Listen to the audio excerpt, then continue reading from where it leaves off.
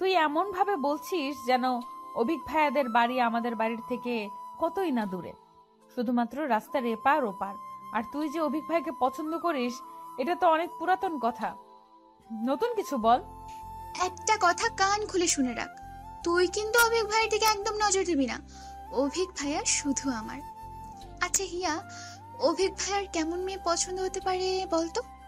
তুই এমন ভাবে বলছিস যেন অভিক ভাইয়া আমাকে বলেছে যে হিয়া আমার না এমন টাইপের মেয়ে পছন্দ। তুমি একটু খুঁজে দেবে? তুই মজা নিচ্ছিস তাই না? তুই নিজে যখন কাউকে পছন্দ করবি তখন বুঝবি যে ভালোবাসার মানুষটি সম্পর্কে জানার জন্য মন কেমন করে, তখন আমাকে বললে আমি ওইভাবে মজা করব। আরে বোন, তুই রাগ করছিস কেন? আমি তো এমনিই বললাম। তুই হঠাৎ অভিক ভাই নিয়ে পড়লি কেন বলতো? কাহিনী কি? সামনেই তো 14ই ফেব্রুয়ারি আসছে। আমি একটা প্ল্যান করেছি, তোকে ছাড়া আর কাউকে তো বলা যাবে না। তার আগে বল, তুই আমাকে হেল্প করবি? কি এমন প্ল্যান করেছিস যে আমার হেল্প ছাড়া হবে না? বলে ফেল শুনি। আমি না এবার ভ্যালেন্টাইন্স ডেতে অভিক ভাইকে একটা চিঠি দেব। তুই কি পাগল হয়ে গেছিস? কেউ জানতে পারলে কি লঙ্কা কাণ্ড হবে তা ভেবে দেখেছিস? আর অভিক ভাইয়ের রিয়াকশন কি হবে বুঝতে পারছিস? তা কল্পনা করতেও আমার হাড় হিম হয়ে আসছে। আরে ভাই, আমি নাম ধাম লিখে দেবো নাকি? আমি অতটাও বোকা নই। তুই আমাকে হেল্প করবি, ব্যাস। বাকিটা আমি তোকে পরে জানাবো, যদি রাজি হয়ে যায়। তুই কি পাগল? চিঠিতে কি এমন দিবি যে তোর নাম না জেনেই তোকে পছন্দ করবে? তোকে না চিনলে তোকে উত্তরই বা দিবে কি করে? আর তুই চিঠিটা কিভাবে দিবি? এত কিছু তোকে ভাবতে হবে না, তুই আমার সাথে থাকবি, হেল্প করবি, ব্যাস। আর কিচ্ছু জানি না। এবার বাড়ি চল, সন্ধ্যা হয়ে আসছে। আর একটু দেরি করলে তো তোর মা আর আমার মা মিলে কুরুক্ষেত্রে বাঁধিয়ে দেবে। আচ্ছা চল, বলেই আমরা বাড়ির পথে পা বাড়ালাম। হিমা যে কি প্ল্যান করছে তা ভেবে এখনই আমার মাথা ব্যথা শুরু হয়ে গেছে।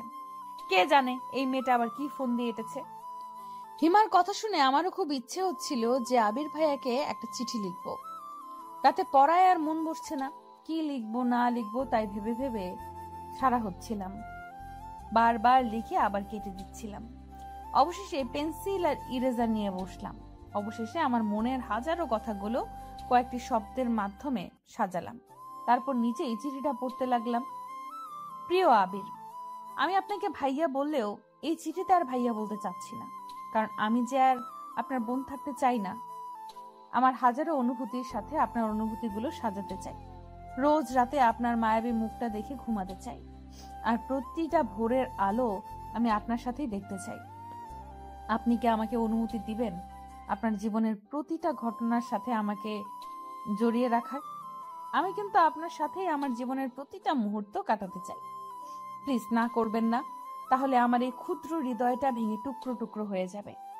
আর টুকরো হৃদয়ে আপনার থাকতে যে কষ্ট হবে, এই চিঠিটা কে লিখতে পারে আশা করি বুঝতে ভুল হবে না। আমি যে হিয়া, আবিরের হিয়া। ইতি লিখে আমি আমার চিঠিটা শেষ করতে চাই না। আমি যে হাজারো কথা লিখতে চাই আপনাকে নিয়ে। আপনার উত্তরের আশায় রইলাম।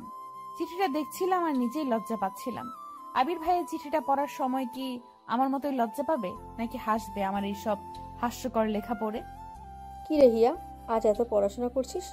প্রতিদিন পারলে আমার আগে ঘুমিয়ে যাস, আর আজ এখনো পড়ছিস? হ্যাঁ মা, এই তো পড়া শেষ, এখন ঘুমাবো, তুমি ঘুমাও। কথাটা বলে লাইট অফ করে মায়ের পাশে শুয়ে পড়লাম। আর কাল চিঠিটা আবির ভাইয়ার কাছে কিভাবে পৌঁছাবো তাই ভাবতে ভাবতে ঘুমিয়ে পড়লাম। সকালে কলেজে যাওয়ার সময় হিমা জানালো যে ওর চিঠি লেখা শেষ। ও নাকি পুরো 4 পাতার একটা রচনা লিখেছে। আমি শুনে তো অবাক। তারপর হাসি থামাতে না পেরে বললাম, তুই কি প্রেমপত্রের নামে কোনো রচনা লিখেছিস? এত বড় চিঠি কেউ লিখে? আর তোর মনে হয় অভিক ভাইয়া ওই চিঠি দেখার পর আর পড়বে? আমি কি করব বল, লিখতে লিখতে বড় হয়ে গেছে। আমি তো ভেবেছি যে ওইটা দেখে দেখে তুই আমাকে সুন্দর করে লিখে দিবি। আমার যে হাতের লেখা, অভিক ভাইয়া হাতের লেখা দেখে বমি না করে দেয়। চিঠি পড়া তো দূরের কথা। আরে ভাই, তোর চিঠি আমি কেন লিখবো? তুই কিন্তু কথা দিয়েছিস যে আমাকে হেল্প করবি, এখন পিছু হটলে চলবে না। আচ্ছা বাবা, করবো হেল্প। তার আগে বল যে এই চিঠিটা তুই অভিক ভাইয়া অবধি পৌঁছাবি কি করে? কথাটি জিজ্ঞেস করার আরেকটা কারণ হচ্ছে আমার চিঠিটাও আবির ভাইয়াকে সেইভাবেই দিব। আমার কথাটা শুনে হিমা মুচকি হেসে বলল, ওটা আমার জন্য কোনো ব্যাপারই না। অভিক ভাইয়া যখন রুমে থাকবে না, তুই চাচির সাথে গল্প জুড়ে দিবি, আর আমি সেই সুযোগে চিঠিটা রেখে আসবো। ব্যাস, মিশন কমপ্লিট। আইডিয়াটা কেমন? জিনিয়াস। তুই তো দেখছি ভবিষ্যতে লাভ গুরু হবি। কলেজে পৌঁছেই আমি হিমার চিঠিটা নিয়ে সবার থেকে লুকিয়ে পড়তে লাগলাম। এত লেখা লিখেছে যে পুরো ক্লাসের ফাঁকে ফাঁকে পড়েও আমি সেই চিঠি শেষ করতে পারলাম না। অবশেষে চিঠিটা আমার কাছে রেখে দিলাম। সারাদিন আর আবির ভাইকে দেখতে পেলাম না, হয়তো বন্ধুদের সাথে আড্ডা দিতে গেছে। এতদিন পর গ্রামে এসেছে, তাকে এক পলক দেখার জন্য আমার মনটা ছটফট করছিল। বিকেলে আমি আর হিমা আমাদের রুমে বসে হিমার চিঠিটা ঠিক করছিলাম। ঘরের দরজা বন্ধ দেখে মা কয়েকবার বকা দিলেও আমরা তার কথার গুরুত্ব দিলাম না। আজকের মধ্যেই আমাদের চিঠি লেখা শেষ করতে হবে। কাল যে ফেব্রুয়ারির 13 তারিখ, কালকে এই চিঠিগুলো তাদের মালিকের কাছে পৌঁছে দিতে হবে। কেটে কুটে অবশেষে হিমার চিঠিটাও ঠিক করলাম। তারপর হিমা চলে গেল আর আমি সেই চিঠিটা সুন্দর করে একটা পৃষ্ঠায় লিখতে বসলাম। হিমার চিঠিটা ছিল এরকম: প্রিয় অভিক, তুমি আমার জীবনের প্রেমের সূর্যোদয়। তোমাকে এক নজরে দেখার জন্য আমি সারাটা জীবনও অপেক্ষা করতে পারি। এক তোমার মধ্যে আল্লাহ এত সৌন্দর্য কেন দিয়েছে? আমাদের মাঝেও তা একটু ভাগ করে দিত। লেখার তো অনেক কথাই ছিল, কি আর লিখবো, একদিনে বলা যায় সব। আজ শুধু এইটুকুই বলতে চাই যে আমি তোমাকে আমার সারা জীবনের সঙ্গী হিসেবে পেতে চাই। তুমি কি পারবে আমার জন্য অপেক্ষা করতে? আমি তোমার পাশে ছিলাম, আছি আর থাকতেও চাই। নাম না বললে কি তুমি আমায় চিনে নেবে না? হাসির শুরু, হাওয়ার শুরু, রবীন্দ্রনাথের হৈমন্তীর শুরু, তাতেই আছে আমার সুর। আরো বলতে হবে বলে মনে হয় না। আমি এই ভালোবাসা দিবসের একটা মুহূর্ত তোমাকে আমার করে দেখতে চাই, যেখানে তুমি আমাকে পুকুর পাড়ে গিয়ে খুঁজবে। আমি তোমার আশায় থাকবো। আসবে তো আমার অভু? চিঠিটা শেষ করতেই আবির ভাইয়া আমার রুমের সামনে এসে হাজির। এই সময় আবির ভাইয়া আমার রুমে। সারাদিন পর আবির ভাইয়াকে দেখে আমার কি যে ভালো লাগছে তা বলে বোঝাতে পারছি না। আমি নিজেকে সামলিয়ে নিয়ে বললাম, ভাইয়া আপনি ভেতরে আসুন।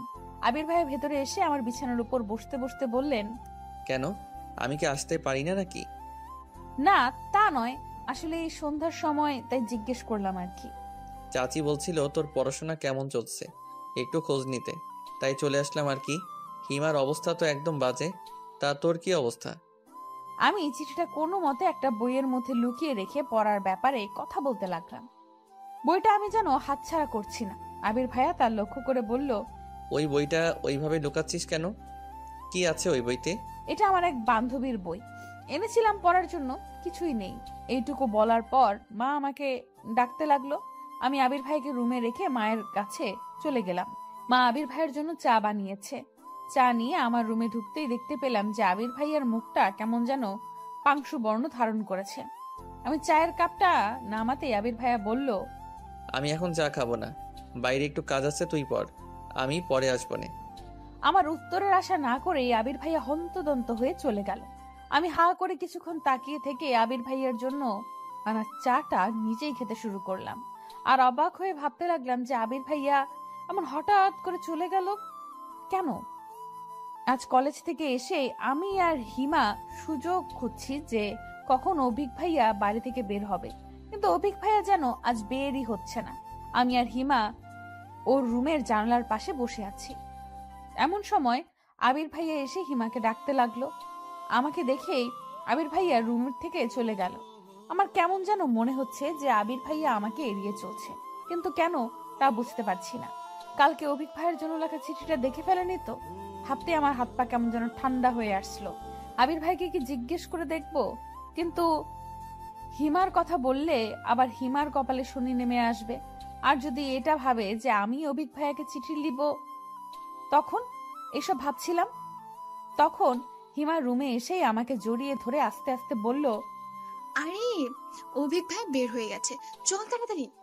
আমি হিমার সাথে বিনা বাক্যে বের হয়ে গেলাম। আবির ভাইয়া বারান্দায় বসে চাচির সাথে কথা বলছিল। আমাকে আর হিমাকে যেতে দেখে হিমাকে উদ্দেশ্য করে বলল, কিরে হিমু, এখন আবার কোথায় যাচ্ছিস? হিয়া নাকি একটু বড় চাচির ওখানে যাবে, তাই। ইয়া যাবে ভালো কথা, তোকে সাথে যেতে হবে কেন? মা না কি যেন করতে বললো তোকে, যা কাজ কর। আমি জানি হিমার কোনো কাজ নেই, কিন্তু আমার সাথে যেতে দিবে না, এই জন্য এমন করছে। আমার মনটা খারাপ হয়ে গেল। হিমাও রাগ করে রুমে চলে গেল। চাচি আমাদের মনের অবস্থা বুঝতে পেরে আবির ভাইয়াকে ধমক দিয়ে বলল, তুই কাল থেকে হিমার পেছনে কেন পড়ে আছিস বলতো?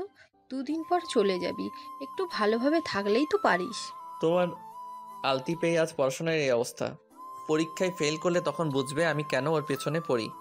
কথাগুলো বলেই আবির ভাইয়া বাড়ি থেকে বের হয়ে গেল। আমি হিমার চিঠিটা নিয়ে পড়লাম বিপাকে। আবির ভাইয়া বের হয়ে যেতেই হিমা আবার চুপি চুপি বের হয়ে আসলো। তারপর আমরা দুজনে গিয়ে অভিক ভাইয়ার রুমে চিঠিটা রেখে আসতে সফল হলাম। রাতে আমি হিমার কাছে যাব বলে আবির ভাইয়ার জন্য লেখা চিঠিটা নিয়ে চাচিদের ওখানে গেলাম। এই সময়টা আবির ভাই সাধারণত রুমে থাকে না, তাই ভাবলাম যে রুমে চিঠিটা রেখে চলে আসব, যেন কেউ বুঝতে না পারে। তাহলে আবির ভাই আমাকে ভুল বুঝলেও চিঠিটা দেখে বুঝে যাবে যে আবির ভাইয়ার জন্য চিঠিটা লেখা, অভিক ভাইয়ের জন্য চিঠি লেখাটা আমার নয়। আবির ভাইয়ার রুমের সামনে যেতেই আমি থমকে গেলাম। আবির ভাইয়া হেসে হেসে কারোর সাথে কথা বলছে, কিন্তু অন্য কারো কণ্ঠ না শুনতে পেয়ে বুঝে গেলাম যে আবির ভাইয়া ফোনে কথা বলছে। আমি আরেকটু কাছে গিয়ে কথাগুলো শোনার চেষ্টা করলাম। আরে পাগলি, ভ্যালেন্টাইন্স ডে এখনো আসেনি তো, এখনই বলতে হবে? ওকে বলছি বাবা, আই লাভ ইউ। হয়েছে এবার? দেখ নিশি, আমি বলে দিয়েছি তো, এবার ফোন রাখ, আমি বাড়িতে এসেছি, কেউ শুনলে উল্টাপাল্টা ভাববে। বলেই হাসতে লাগলো। আবির ভাইয়া কাউকে আই লাভ ইউ বলেছে শুনে আমার পা দুটো পাথরের মতো স্থির হয়ে গেল। চোখ থেকে পানি পড়েই চলেছে। চিৎকার করে কান্না করতে মন চাচ্ছে, কিন্তু পারছি না। হঠাৎ চাচা আমাকে ওভাবে দাঁড়িয়ে থাকতে দেখে বলল, কে ওখানে? হিয়া, ভিতরে যা। ওখানে দাঁড়িয়ে আছিস কেন? হিমা ভিতরেই আছে, দেখ। না, আমি আর ভেতরে যাব না, আসি। ততক্ষণে আবির ভাইয়া আর হিমা রুম থেকে বাইরে চলে এসেছে। আবির ভাইয়ার চোখে চোখ পড়তেই আমি তাড়াতাড়ি ওখান থেকে চলে আসলাম। অন্ধকারে থাকায় হয়তো কেউ বুঝতে পারেনি যে আমি কান্না করছি। না বোঝাই ভালো। আজ রাতে আমার ঘুম হবে না, তা আমি ভালো করেই জানি। এটাই কি হওয়ার ছিল? আমি যাকে ভালোবাসি সে অন্য কাউকে ভালোবাসে। আচ্ছা, আমারও তো কোনো ভুল হতে পারে। হতে পারে আবির ভাইয়া কাউকে ভালোবাসে না, কিন্তু আমি নিজের কানকে কি করে অবিশ্বাস করি? আসলে কি প্রেমে পড়লে মানুষের বুদ্ধি লোপ পায় নাকি বৃদ্ধি পায়? আমার ক্ষেত্রে কোনটা হচ্ছে? আমি আর কিছু ভাবতে পারছি না। বুক ফেটে কান্না করতে মন চাচ্ছে, কিন্তু মা পাশে থাকায় কান্নাও করতে পারছি না। এত রাতে কান্না করলে মা কি ভাববে? রাতে কখন ঘুমিয়ে পড়েছি জানি না। সকালে মায়ের ডাকে ঘুম ভেঙে গেল। আমি বিছানা থেকে উঠতেই আম্মু বকা দিয়ে বলতে লাগলো, জমিদারের বেটির ঘুম কি আজ ভাঙবে? হিমা কখন থেকে উঠে পড়তে বসে গেছে, আর একে দেখো এখনো পড়ে পড়ে ঘুমাচ্ছে। একে দেখলে কে বলবে যে কিছুদিন পর এর ইন্টার পরীক্ষা? আমার হয়েছে যত জ্বালা। এত বড় মেয়ে, না তো কোনো কাজ পারে আর না তো পড়াশোনা। আমি বিছানা থেকে নেমে মায়ের কথায় কান্না দিয়ে বাথরুমে চলে এলাম। এটা মায়ের রোজকার লেকচার, শুনে শুনে এখন মুখস্থ হয়ে গেছে। আমি বাথরুমে থেকেও মায়ের ক্ষীণ গলা শুনতে পেলাম। একে বিয়ে দিয়ে দাও তো, লাভ নেই। শ্বশুরবাড়ির লোকজন বলবে যে মা কি শিখিয়েছে। তোর বাপকে বলিস কয়েকটা কাজের লোক ঠিক করে রাখতে, বিয়ের সময় তাদেরকেও তোর সাথে পাঠিয়ে দেবে। আর না হলে এখন থেকে পড়াশোনা বাদ দিয়ে কাজ কাম কিছু শিখে নে, কাজে লাগবে। কথাগুলো বলতে বলতে আমার বিছানা ঠিক করতে লাগলো। আমিও সহজে বের হচ্ছি না। বের হলে লেকচার আবার শুরু হয়ে যাবে। মা রুম থেকে বের হয়ে যেতেই আমি বাইরে আসলাম। ফ্রেশ হয়ে মাকে দেখানোর জন্য হলেও একটু পড়তে বসলাম, না হলে আবার শুরু করে দিবে। কলেজে যাওয়ার সময় আবির ভাইয়াকে অনেক খুঁজলাম, কিন্তু কোথাও দেখতে পেলাম না। হিমার থেকে জানতে পারলাম যে আবির ভাইয়া নাকি আজকে সকালেই চলে গেছে। শুনে আমার বুকের ভেতরটায় কেমন হু হু করে উঠলো। আবির ভাইয়া আজকেই কেন চলে গেল? তার মানে সে আমার ভালোবাসার মানুষটির সাথে আজকের দিনটা কাটাতে চায়। আমি আর কিছু ভাবতে পারছি না আবির ভাইয়াকে নিয়ে। তাকে নিয়ে যতই ভাবছি আমার মনের ভেতরটা ততই অস্থির হয়ে উঠছে। অভিক ভাইয়াও নাকি আজকেই চলে যাবে, এটাও হিমার থেকেই জানতে পারলাম। অভিক ভাইয়ার কারেন্ট অ্যাফেয়ারেন্স হচ্ছে হিমা, সব খবর ওর কাছে থাকে। পুরো রাস্তা হিমা বক বক করে যাচ্ছে, অথচ আমি চুপ করে আছি দেখে হিমা জিজ্ঞেস করলো, কিরে, তুই আজ এমন চুপ করে আছিস কেন? অসুস্থ নাকি? না তো, আমি অসুস্থ থাকলে কলেজে যেতাম নাকি? তুই চিনিস না আমাকে? আসলে আমি তো অভিক ভাইয়াকে দেওয়া চিঠিটা নিয়ে চিন্তিত আছি। না জানি অভিক ভাইয়া কি ভাববে, আদৌ তোকে চিনতে পারবে কিনা। আচ্ছা, তোকে না চিনতে পারলে তো ক্ষতি নেই, কিন্তু যদি তোকে চিনে ফেলে আর চাচা বা আবির ভাইয়াকে ব্যাপারটা বলে দেয়, তোর এসব নিয়ে চিন্তা হচ্ছে না? তুই আমাকে সাহস দিবি কি আরো ভয় পাই দিচ্ছিস? আমি তো এসব ভেবেই দেখিনি। আবির ভাইকে এই ব্যাপারে বললে তো আমাকে কুরবানি করে ফেলবে। তুই আমাকে ওই ব্যাপারটা আগে বলবি না? ওর ভয়ের তো মুখ দেখে আমি হাসি চাপিয়ে রাখতে পারছিলাম না। এখন হেসে ফেললে হিমা রেগে আগুন হয়ে যাবে, তাই আমি অনেক কষ্টে হাসিটা চেপে রেখে ওকে সাহস দিয়ে বললাম, আরে অভিক ভাই চিনে ফেললেও সমস্যা নেই, তুই তো নিজের নাম লিখে দিসনি। অভিক ভাইয়াকে যে কেউ চিঠি দিতে পারে, তা কি আমরা জানি নাকি? কিন্তু চাচি যদি বলে দেয় যে কাল ওনাদের বাড়িতে শুধু আমরাই গিয়েছিলাম, তখন আমার তো ভয় এখনই কলিজা শুকিয়ে যাচ্ছে। আমি ব্যাগ থেকে পানির বোতল বের করে ওর দিকে এগিয়ে দিয়ে বললাম, আচ্ছা চিন্তা করিস না, ধরা পড়লেও বলে দেব যে কেউ একজন আমাদের কাছে চিঠিটা দিয়ে দিয়েছিল অভিক ভাইয়া পর্যন্ত পৌঁছে দিতে। আমরা দিয়েছি, আর কিছু জানি না। কে চিঠি দিয়েছে তা বলা যাবে না। তারপর হিমাকে কিছুটা শান্ত করে নিয়ে আমরা কলেজ অবধি পৌঁছলাম। আজ সারাদিন আমার কানে শুধু আবির ভাইয়ার বলা কাল রাতের কথাগুলোই বাজতে লাগলো। যাই করি না কেন ঘুরে ফিরে শুধু ওই কথাগুলোই মনে হতে লাগলো। হিমা নিজে অভিক ভাইকে নিয়ে চিন্তিত ছিল, তাই আমার দিকে আর নজর না দেওয়ায় আমিও বেঁচে গেলাম ওর জেরা থেকে।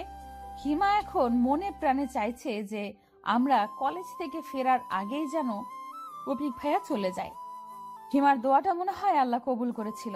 আমরা পৌঁছে দেখলাম যে অভিক ভাইয়ার মা মানে আমাদের বড় চাচি আমার মায়ের সাথে গল্প করছে, আর ওনার থেকে জানতে পারলাম যে অভিক ভাইয়া চলে গেছে।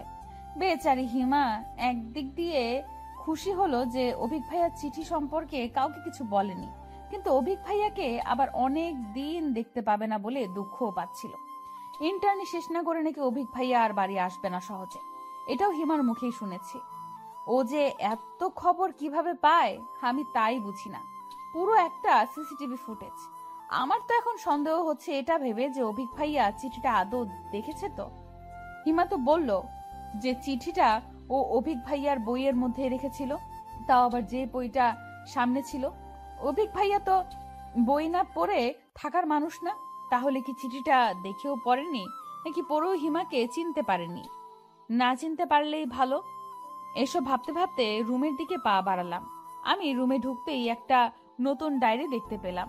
আমি ব্যাগটা নামিয়ে ডায়েরিটা উল্টে পাল্টে দেখতে দেখতে বাইরে এসে মাকে জিজ্ঞেস করতেই মা বলল, অভিক ডায়েরিটা দিয়েছে তোকে আর হিমাকে নাকি পরীক্ষার জন্য গিফট করেছে। তোদের পরীক্ষার আগে হয়তো আর আসবে না, তাই দিয়ে গেল। আমি ডায়েরি উল্টোতে গিয়ে শেষের দিকে কিছু একটা লেখা দেখতে পেলাম। আমি তাড়াতাড়ি রুমে গিয়ে লেখাগুলো পড়া শুরু করলাম। আমি অবিক, হিয়া, আমি জানি চিঠিটা তুমি লিখেছো। তোমার হাতের লেখা আমি খুব ভালো করে চিনি। দেখো, আমি কথাগুলো তোমাকে সরাসরি বলতে চেয়েছিলাম, কিন্তু তুমি তো জানোই আমি একটু লাজুক প্রকৃতির। কারো সামনে গেলে ভালো করে কথা বলতে পারি না। আর যে কথাগুলো আমি গুছিয়ে লিখতে পারবো সেগুলো সামনে গেলে গুছিয়ে বলতে পারবো না। তাই তোমার থিওরি আমি তোমার উপরই অ্যাপ্লাই করলাম। আমিও আমার মনের কথাগুলো লিখলাম। আমি তোমার থেকে অনেক সিনিয়র, তাই জীবন সম্পর্কে তোমার থেকে আমার ধারণা কিছু বছরের হলেও বেশি। তোমার ওই লাইফটা আমি অনেক বছর আগেই পার করে এসেছি, তাই তোমার মনের অবস্থাটা আমি ভালো করে বুঝতে পারছি। তোমার আবেগের বয়সটা এখনো চাইনি। আবেগ দিয়ে জীবন চলে না হিয়া, বাস্তবতাকে বুঝতে শেখো। আগে এটা বোঝার চেষ্টা করো যে তুমি সত্যিই আমাকে ভালোবাসো নাকি এটা শুধু ভালো লাগে। লাভ আর অ্যাট্রাকশনের মধ্যে অনেক তফাৎ। তোমাকে ফিরিয়ে দেওয়ার মতো ইচ্ছা বা সাহস কোনোটাই আমার নেই। কেন জানি না তোমাকে আমার ভালো লাগে, তবে সেটা আদৌ ভালোবাসা কিনা আমি আজও বুঝতে পারিনি। তাই বাকিটা সিদ্ধান্ত তোমাকেই দিতে হবে। আমি তোমার ভালোবাসা নাকি শুধু ভালো লাগা। আমি কখনো এসব প্রেম ভালোবাসা নিয়ে ভাবার সময় পাইনি। সব সময় পড়াশোনা নিয়ে থেকেছি, কিন্তু আজ হোক বা কাল হোক বিয়ে তো করতেই হবে। তাই তোমাকে ফিরিয়ে দিচ্ছি না, তবে তোমার মন পরিবর্তন হলেও হতে পারে। তোমার জীবনের সবে শুরু, সামনে পরীক্ষা, পড়াশোনার মন দাও। এখন এসব নিয়ে ভাবলে চলবে না। আমি তোমাকে সময় দিচ্ছি ভাবার জন্য। তোমার যদি মনে হয় যে তুমি আমাকে সত্যি ভালোবাসো, তবে আমি তোমাকে ফিরিয়ে দেব না, অপেক্ষা করব তোমার জন্য। কিন্তু এর মধ্যে যদি তোমার মনে হয় যে আমাকে তোমার শুধু ভালো লাগা, ভালোবাসো না, তবে আমি তোমাকে দোষারোপ করব না, কারণ আমি জানি যে এই বয়সটা আবেগী। আর আমার বাহ্যিকতা দেখে আমাকে বিচার করো না। আমার আচার আচরণের স্বভাব চরিত্র এগুলো বিচার করো, তারপর তুমি সিদ্ধান্ত নেবে। আর হ্যাঁ, তোমার পরীক্ষার মধ্যে এ নিয়ে কোনো টেনশন করবো না। এখন তোমার পড়ার সময়, পরীক্ষা শেষ করে ঠান্ডা মাথায় ভেবে তারপর আমাকে জানিও। উপদেশগুলো গ্রহণ করলে খুশি হব। আর আমার লেখাগুলো পড়ে একদম মন খারাপ করবে না। নিজের খেয়াল রেখো, ভালো থেকো, সুস্থ থেকো। তোমার প্রিয় অপু। লেখাগুলো পড়তেই আমার মাথার মধ্যে ঝিমঝিম করতে শুরু করে দিয়েছে। আমি হাসবো নাকি কাঁদবো বুঝতে পারছি না। প্রথমে আবির ভাইয়া আমাকে ভুল বুঝলো, আর এখন অভিক ভাইয়াও। কিন্তু এই লেখাগুলো দেখলে হিমাও যে আমাকে ভুল বুঝবে। যাই হোক না কেন, হিমাকে এই ব্যাপারে কিছুই বলা যাবে না, তাহলে ও আমাকে খুন করে ফেলবে। অভিক ভাইয়া কি করে ভাবতে পারলো যে আমি ওনাকে পছন্দ করি? তার মানে চিঠিটা আবির ভাইয়াও পড়েছিল নিশ্চয়ই, যার কারণে আবির ভাইয়াও একই ভুল বুঝেছে। কিন্তু আমি অভিক ভাইয়াকে চিঠি দেই বা না দেই, আবির ভাইয়া তো অন্য একটা মেয়েকে ভালোবাসে, আর অভিক ভাইয়াও কি আমাকে পছন্দ করে? তাহলে আমি কোথায় এসে পড়লাম? আমি এখন কোন দিকে যাব আর কি করব? অভিক ভাইয়াকে নিয়ে কোনো চিন্তা নেই, কিন্তু আবির ভাইয়া আর হিমাকে আমি কি করে সবটা বোঝাবো? আমি যে আর কিছুই ভাবতে পারছি না। আমি ডায়েরিটা ড্রয়ারে লুকিয়ে রেখে সোজা হিমার কাছে চলে গেলাম। হিমা ফ্রেশ হয়ে খেতে বসেছে। আমি গিয়ে বললাম, অভিক ভাইয়া তোকে একটা ডায়েরি গিফট করেছে, দেখেছিস? তাতে কি কিছু লেখা আছে? অভিক ভাইয়ার নাম শুনেই হিমা যেন লাফিয়ে উঠল। খাবার নিয়ে ওর রুমে চলে গেল। আমি ওকে অনুসরণ করলাম। টেবিলের ওপর থেকে ডায়েরিটা নিয়ে আমি লেখা খুঁজতে লাগলাম। ডায়েরির শেষ পাতাতেই কিছু লেখা আছে। আমি সেটা পড়তে শুরু করলাম। Best wishes my dear mister. ভালো করে পড়াশোনা করো, ভালোভাবে পরীক্ষা দিও, সময়গুলো কাজে লাগাও, নষ্ট করো না। যাওয়ার আগে আর দেখা হলো না, নিজের যত্ন নিও। ভালো থেকো, তোমার ভালোবাসার ভাই অভিক। লেখাটা পড়েই আমি ধপ করে হিমার বিছানার উপর বসে পড়লাম। অভিক ভাইয়া হিমাকে কিছু লিখেছে ভেবে হিমা খুশিতে লাফাতে লাগলো। কিন্তু আসল ঘটনা শুনলে যে হিমার কি অবস্থা হবে তা ভেবে আমি অস্থির হয়ে যাচ্ছি। আচ্ছা, অভিক ভাইয়া যদি জানতো যে চিঠিটা আমি নই হিমা দিয়েছে, তখন হিমাকেও কি একই কথা লিখতো? আমি হিমার রুম থেকে বের হয়ে আসলাম। হিমা তো খাওয়া দাওয়া বাদ দিয়ে ডায়েরি নিয়ে পড়লো। হাজার হোক, ডায়েরিটা অভিক ভাইয়া দিয়েছে। আমি বিষণ্ণ মনে রুমে গিয়ে ফ্রেশ হয়ে নিলাম। খাওয়ার কোনো ইচ্ছে না থাকা সত্ত্বেও মায়ের জোরাজোরিতে খেতে বসলাম। 2 বার খাবার মুখে দিয়েই আর খেতে ইচ্ছে হচ্ছিল না, তাই বাকি খাবারটা রেখেই উঠে পড়লাম। মা কিছু বকাবকি করে চলে গেল। আমি বিছানায় শুয়ে ফোনটা হাতে নিয়ে একবার অভিক ভাইয়ার নাম্বার বের করছি, একবার আবির ভাইয়ার নাম্বার বের করছি, কিন্তু কাউকেই কল করার সাহস পাচ্ছি না। কল করে কি বলবো তাই ভেবে পাচ্ছি না। আমি এমনিতেও ফোনে কথা কম বলি। আবির ভাইয়ের সাথে যাওয়া বা টুকটাক কথা হয়, অভিক ভাইয়ের সাথে ফোনে কথা হয় না বললেই চলে। ভাইয়াও কল করে না আর আমিও না। অনেকক্ষণ ভেবে চিন্তে কিছুটা সাহস নিয়ে অভিক ভাইয়াকে কল করেই ফেললাম। কল করার কিছুক্ষণ পর আবির ভাইয়া কল রিসিভ করে বলল, হ্যালো হিয়া। আবির ভাইয়া, কোথায় আপনি? আমি মাত্র পৌঁছালাম বাসায়, কিছু বলবি? না মানে ভালোভাবে গেছেন তো? হুম, আরো কিছু বলার থাকলে বল। আমি খুব টায়ার্ড, বুঝতেই পারছিস, মাত্র আসলাম রুমে। আমি তাড়াতাড়ি করে কল কেটে দিলাম। আর কিছু বলার ইচ্ছেটা আমার মরে গেছে। একটু ভালো করে কথা বললেও পারতো। আমি কল কেটে দেওয়ার পর আবির ভাইয়া আরো 2 বার কল করলো। আমি রিসিভ করলাম না। রিসিভ করে কি বা বলবো? এরপর ভাবছিলাম যে অভিক ভাইয়াকে কল করে সব সত্যিটা বলে দিব, যে চিঠিটা আমি লিখলেও আমার জন্য নয়, হিমার জন্য লিখেছিলাম। কিন্তু আবির ভাইয়ার সাথে কথা বলে সেই মুডটাই নষ্ট হয়ে গেল। তাই আর অভিক ভাইয়াকে কল করলাম না। জানি না আবির ভাইয়া আবার আসবে কবে, আর কবে সামনে থেকে এক নজরে দেখতে পাবো, আর কেনই বা এই সত্যিটা জানাতে পারবো। আবির ভাইয়া কাউকে ভালোবাসলেও মেনে নিতে হবে, কিন্তু তাই বলে সে আমাকে ভুল বুঝবে সেটা তো হতে পারে না। কিন্তু হিমাকে সত্যিটা তাড়াতাড়ি জানাতেই হবে, নইলে অনেক কিছুই হতে পারে। বিশেষ করে হিমা পরে ব্যাপারটা জানতে পারলে আমাকে ভুল বুঝবে। এটা কিছুতেই হতে দেওয়া যাবে না। আবির ভাইয়াকে পরে বোঝালেও হবে, কিন্তু হিমাকে কি করে সবটা বলবো তাই বুঝতে পারছি না। ওর প্রতিক্রিয়াটাই বা কি হবে কে জানে। অভিক ভাইকে কথাটা না জানানো পর্যন্ত আমার শান্তি হচ্ছিল না। অভিক ভাইকে হিমার কথা জানাতেই অভিক ভাইয়া রাগান্বিত স্বরে বলল, ইয়া, তোমার কমন সেন্স নেই? অন্যের চিঠি তুমি তুমি কেন লিখবে? আর হিমাকে জানিয়ে দাও, ওকে শুধুমাত্র আমার ছোট বোন ভাবি, এর বাইরে কিছুই নয়। ভাইয়া, কথাটা আপনি নিজে হিমাকে জানিয়ে দিলে খুশি হতাম। ওকে। আর আমি তোমাকে পছন্দ করি এটা তো এখন তুমি জেনেই গেছো। তোমার মতামত যখন খুশি জানিয়ে দিও, আমি আশায় থাকবো তোমার উত্তরের। এখন পড়াশোনার সময়, এসব নিয়ে ভাবতে হবে না। ভাইয়া, আসলে আমি আপনাকে আমার বড় ভাই হিসাবেই মানি, তাই। ওকে, আমার জন্য তোমার চিন্তা করতে হবে না। ভেবো না যে তুমি না করার আমি অনেক কষ্ট পাবো, কেননা তোমাকে আমার ভালো লাগে, জাস্ট এইটুকুই। ব্যাপারটা এখানেই শেষ হয়ে গেল। ভালো হয়েছে কোনো জিনিস নিয়ে বাড়াবাড়ি আমার একদম পছন্দ নয়। আর এসব কথাগুলো কাউকে জানানোর প্রয়োজন নেই। কাজিনদের মধ্যে কোনো ভুল বোঝাবুঝির সৃষ্টি হোক, সেটা আমি চাই না। আচ্ছা। তুমি কি আমাকে ভয় পাও? না, আসলে প্লিজ কিছু মনে করো না, আমি এভাবে কথাগুলো বলতে চাইনি, কিন্তু ইটস ওকে ভাইয়া, আপনি শুধু হিমাকে একটু বুঝিয়ে বলবেন, তাহলেই হবে।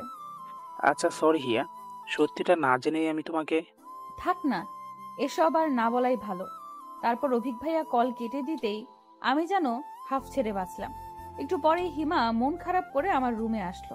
তারপর আমাকে জড়িয়ে ধরে কান্না করতে লাগলো, কারণ অভিক ভাইয়া ওকে সবটা বলেছে, আর সেটা শুনেই ওর এই অবস্থা। অভিক ভাই সবকিছু পেয়েছে বলে এত অহংকার থাকতে হবে? আমি কি দেখতে এতটাই খারাপ? পড়াশোনায় না হয় একটু কাঁচা, তাই বলে এইভাবে সরাসরি মুখের উপর না করে দিতে পারলো? আমি ওর পিঠে হাত বুলিয়ে শান্ত হতে বললাম। তারপর ওকে বুঝালাম যে অভিক ভাইয়ের থেকে আরো ভালো ছেলে পাবে ও। অভিক ভাইয়া আমাকে পছন্দ করে, এটা ওর থেকে গোপন রাখাই ভালো। তাই ও এই বিষয়ে আর কিছু বললাম না। কেটে গেছে কয়েকটা মাস। আমি আবির ভাইয়ের সাথে আর একদিনও কথা বলিনি। সে তো তার প্রিয় মানুষের সাথেই আছে, আমার সাথে কেন কথা বলতে হবে? আমিও ভার্সিটিতে পড়বো, আর প্রেম করে আবির ভাইকে দেখিয়ে দিব। ইদানিং আমার পড়াশোনা দেখে রীতিমতো সবাই অবাক, ভীষণ অবাক। আর আব্বু ভীষণ খুশি যে আমি পড়াশোনায় মন দিয়েছি। সত্যি বলতে ইদানিং পড়াশোনা করতে আমার ভালোই লাগে। আর সব থেকে মজার ব্যাপার হচ্ছে, পড়াশোনায় ডুবে থাকলে আবির ভাইয়ার কথাও বেশি মনে পড়ে না। কলেজে এখন আর যেতে হয় না, শুধু প্রাইভেট আর কোচিং। ভালোই যাচ্ছে দিনকাল। আজ আমার একমাত্র ফুফুর বড় মেয়ের গায়ে হলুদ অনুষ্ঠান। ফুফুর শুধু 2 মেয়ে, কোনো ছেলে নেই। বড় মেয়ে নিশি আর ছোট মেয়ে মিশি। মিশি এবার ক্লাস 9-এ পড়ে। ফুপুর বাড়ি আমাদের বাড়ি থেকে বেশি দূর না হলেও বেশি যাওয়া হয় না ওখানে। আজ ফুপুর বাড়িতে যাওয়ার কোনো ইচ্ছে আমার ছিল না, কিন্তু হিমা যখন জানালো যে আজ নিশি আপুর গায়ে হলুদের অনুষ্ঠানের জন্য আবির ভাইয়া আসবে, তখন কেন জানি আমার যেতে মন চাইলো। কতদিন আবির ভাইয়ের ওই মুখটা দেখি না, কিন্তু সে তো অন্য কাউকে ভালোবাসে। কথাটা মনে হতেই আবার আমার মনটা খারাপ হয়ে গেল। কিন্তু আমি না গেলে হিমাও যাবে না। হিমার জেদের কাছে হেরে অবশেষে রাজি হলাম। সবার সাথে আমিও হলুদ শাড়ি পরেছি, আর আমার চোখ দুটো শুধু বারবার আবির ভাইকে খুঁজছে। কখন যে আসবে? হিমা সবার সাথে মজা করছে, কিন্তু আমি একপাশে দাঁড়িয়ে আবির ভাইকে খোঁজার চেষ্টা করছি। এমন সময় কেউ একজন আমার পেছন থেকে বলে উঠল, এক্সকিউজ মি কেশবতী। আমি পেছনে তাকাতেই দেখতে পেলাম যে একটা ছেলে দাঁড়িয়ে আছে। ছেলেটা দেখতে কিছুটা অভিক ভাইয়ার মতোই। আমি প্রথমে দেখেই কিছুক্ষণ হা করে তাকিয়েছিলাম যে অভিক ভাইয়া তো আসার কথা না, তাহলে এই ছেলেটাকে? আর আশেপাশে তো কেউ নেই, কেশবতী বলে কাকে ডাকছে? এই যে মিস, হ্যাঁ আপনাকেই বলছি। আমি জানি আমি দেখতে অনেক সুন্দর, তাই বলে ওভাবে তাকিয়ে রাখতে হবে? ওনার কথা শুনে আমি রাগে আর লজ্জায় আমার চোখ নামিয়ে নিয়ে বললাম, এই যে মিস্টার হনুমান, সুন্দর হয়েছেন বলে শুধু অহংকার, তাই না? এই সৌন্দর্য কি আপনি নিজে তৈরি করেছেন নাকি? আল্লাহ আপনাকে এত সুন্দর করে তৈরি করেছেন বলেই না আপনি এত সুন্দর হয়েছেন। আর আপনি আমাকে কেশবতী কেন বলছেন? মেনেই যখন নিয়েছেন যে আল্লাহ আমাকে সুন্দর করে বানিয়েছেন, তাহলে হনুমান বলে আপনি সেই সৌন্দর্যের অবমাননা করতে পারেন কি? সেটা তো আপনার অহংকার দেখে বলেছি, কিন্তু আপনি আমাকে... কারণ আমি তো আপনার নাম জানতাম না, শুধু আপনার চুলগুলোই দেখছিলাম। আর এত সুন্দর চুলের অধিকারী যে তাকে কেশবতী বলে ভুল করে নিয়েছো। চুল তার কবিকার অন্ধকার বিদিশার নেশা। কবিতার এই লাইনটা আপনার জন্য যেন কবি লিখেছিলেন। আচ্ছা, আপনি কে বলুন তো? আমার সাথে এসব আউল ফাউল কেন পেঁচাল শুরু করেছেন? আর আমি বা এতক্ষণ আপনার সাথে কথা বলছি কেন? আরে সরি, আপনাকে যে জন্য ডাকছিলাম তাই তো শোনানো হয়নি। এখানে আশেপাশে কোনো ফুলের দোকান আছে? মিশি আমাকে ফুল কিনে আনতে বলেছে, কিন্তু আমি এখানে তেমন কিছুই চিনি না। আপনাকে দেখে ভাবলাম যে জিজ্ঞেস করে নেই। মিশি আর কাউকে পায়নি ফুল কেনার জন্য, আপনার মতো একটা গাধাকে পাঠিয়েছে। আর আপনিও আমাকে পেলেন জিজ্ঞাসা করার জন্য। আশেপাশে কোনো ছেলের অভাব আছে নাকি? মেয়ে দেখলে এই কথা বলতে মন চায়? লুচ্চা! আপনি আশেপাশে আর কাউকে দেখতে পাচ্ছেন? এখানে শুধু আমি আর আপনি আছি। আর শুনুন, আপনি আমাকে গাধা, হনুমান আর এসব কেন বলছেন? আমার তো সুন্দর একটা নাম আছে নাকি? সাহিল শাহরিয়ার আমার নাম। নেক্সট টাইম মাথায় রাখবেন। আর উপকার না করলে না করেন, উল্টোপাল্টা কথা বলবেন না। কি ব্যাপার? কি হয়েছে? আপনি কি হিয়াকে চিনেন? ও আচ্ছা, আপনার নাম তাহলে হিয়া? চেহারার মতো নামটাও খুব মিষ্টি। কি রে, তুই এই ছেলেটাকে চিনিস নাকি? আমি ভয়ে ভয়ে না সূচক মাথা নাড়তেই আবির ভাইয়া সাহিলের দিকে এগিয়ে গিয়ে বলল, একা একটা মেয়েকে পেয়ে বিরক্ত করছেন, লজ্জা করছেন আপনার? দেখে তো ভদ্র করে ছেলে বলেই মনে হচ্ছে, ব্যবহার দেখে তো তা মনে হচ্ছে না। ভাইয়া প্লিজ, আপনি যা ভাবছেন তা নয় আসলে। তুই চুপ থাক, একদম কথা বলবি না। দিন দিন তোর সাহসটাও বেড়ে যাচ্ছে। আমি কি বলবো না বলবো বুঝতে পারছি না। আবির ভাইয়া রেগে গেছে বুঝতে পারলাম। আর আবির ভাইয়ার এই ব্যবহারের কারণে সাহিলও রেগে গেছে। সাহিলও এবার আবির ভাইয়ার দিকে এগিয়ে গিয়ে বলল, আপনাকে তো ভদ্র ঘরের মেয়ে বলে মনে হচ্ছে। না জেনে শুনে কথা বলতে এসছেন কেন? হ্যাঁ, আবির, কখন আসলি? আর এখানে কি হয়েছে? সাহিল, তুমিও এখানে? কি হচ্ছে এটা কি এখানে? না ফুপা, কিছুই হয়নি। আসলে আবির ভাইয়া আমাকে খুঁজে পাচ্ছিল না তাই। এ সাহিল, আমার এক চাচাতো বোনের ছেলে এই প্রথম আমাদের গ্রামে এসেছে। আবির, ওকে নিয়ে গ্রামটা ঘুরে দেখাস। আর ওই মেয়েটাকে, হিয়া? ফুপার কথায় এতক্ষণে সবার আবির ভাইয়ার সাথে আসা মেয়েটির দিকে নজর পড়ল। আমি কিছু বলার আগেই আবির ভাইয়া আমার হাত থেকে নিজের হাত ছড়িয়ে নিয়ে মেয়েটার পাশে গিয়ে বলল, এই নিশি আমার বান্ধবী, কখনো গ্রামের বিয়ে দেখেনি, তাই নিশি আপুর বিয়েতে আসতে যাচ্ছিল, তাই। ভালো হয়েছে নিয়ে এসেছিস। তা তোরা সবাই এখানে দাঁড়িয়ে আছিস কেন? ভেতরে যা, সবাই ভেতরে। বলেই ফুপা ওখান থেকে চলে গেল। তারপর আবির ভাইয়া একবার সাহিলের দিকে আর একবার আমার দিকে দেখেছিল, আর আমি নিশিকে দেখছিলাম। আবির ভাইয়া কি করে পারলো মেয়েটাকে বাড়ি অব্দি নিয়ে আসতে, ভেবেই আমার মনটা ভেতর থেকে কেঁদে উঠল। আমি ওখান থেকে অতি দ্রুত চলে আসলাম। সাহিল ভাইয়াও আবির ভাইয়ার দিকে কটমট করে তাকিয়ে থেকে চলে গেল। আবির ভাইয়া আর তার সেই নিশি ওখানে দাঁড়িয়ে রইল। আমি ওখান থেকে সোজা বাড়ি চলে আসলাম। বাড়িতে কেউ নেই এখন, সবাই ওই বাড়িতে। তাই আমি পুকুর পাড়ে বসে বসে কান্না করছিলাম। এমন সময় পেছনে কারো পায়ের আওয়াজ শুনে ওদিকে তাকাতেই আবির ভাইয়াকে দেখে চমকে উঠলাম। আবির ভাইয়া নিঃশব্দে আমার পাশে বসে বলল, সেদিন কেন আমায় মিথ্যে বলেছিলি? সত্যিটা বললে কি এমন হতো? আমি কি তোর অবিক ভাইয়াকে তোর থেকে কেড়ে নিতাম, নাকি খেয়ে ফেলতাম? আবির ভাইয়ার কথাগুলো শুনে আমি নির্বাক হয়ে গেছি। তার মানে আমার ধারণাটাই ঠিক ছিল। আবির ভাইয়া আমাকে ভুল বুঝেছিল। আমিও হেয়ালি করে বললাম, আমি তো কোনো মিথ্যা বলিনি। আর আপনি যে আপনার হৃদয়ের টুকরাটাকে রেখে আমার সাথে গল্প করতে এসেছেন, এটা কি ঠিক? তুই কি নিশির কথা বলছিস? ও আমার হৃদয় টুকরো কেন হবে? কথা ঘোরাচ্ছিস কেন? খুব কথা ঘোরাতে শিখেছিস দেখছি। হঠাৎ এমন হাসছেন কেন? তোর মুখ দেখলে যে কেউ ভয় পেয়ে যাবে। পুকুরে গিয়ে আগে মুখটা ধুয়ে আয়। আর কান্না করছিলি কেন? ওই সাহিল কিছু বলেছে? কি হয়েছিল?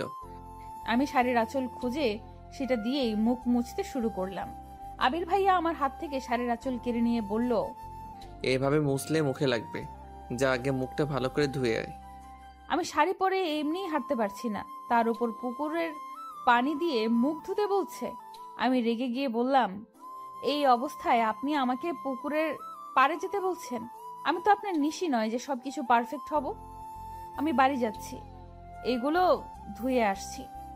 বলেই আমি বেঞ্চি থেকে উঠতেই আবির ভাইয়া আমার হাত টেনে আবার বেঞ্চিতে বসিয়ে দিলেন। তারপর রেগে গিয়ে বললেন, তুই বারবার নিশির নাম নিয়ে কি প্রমাণ করতে চাইছিস বলতো? আমি বললাম না নিশি আমার ফ্রেন্ড আর কিছুই নয়। আর ও অলরেডি বিবাহিত। নিশি বিবাহিত?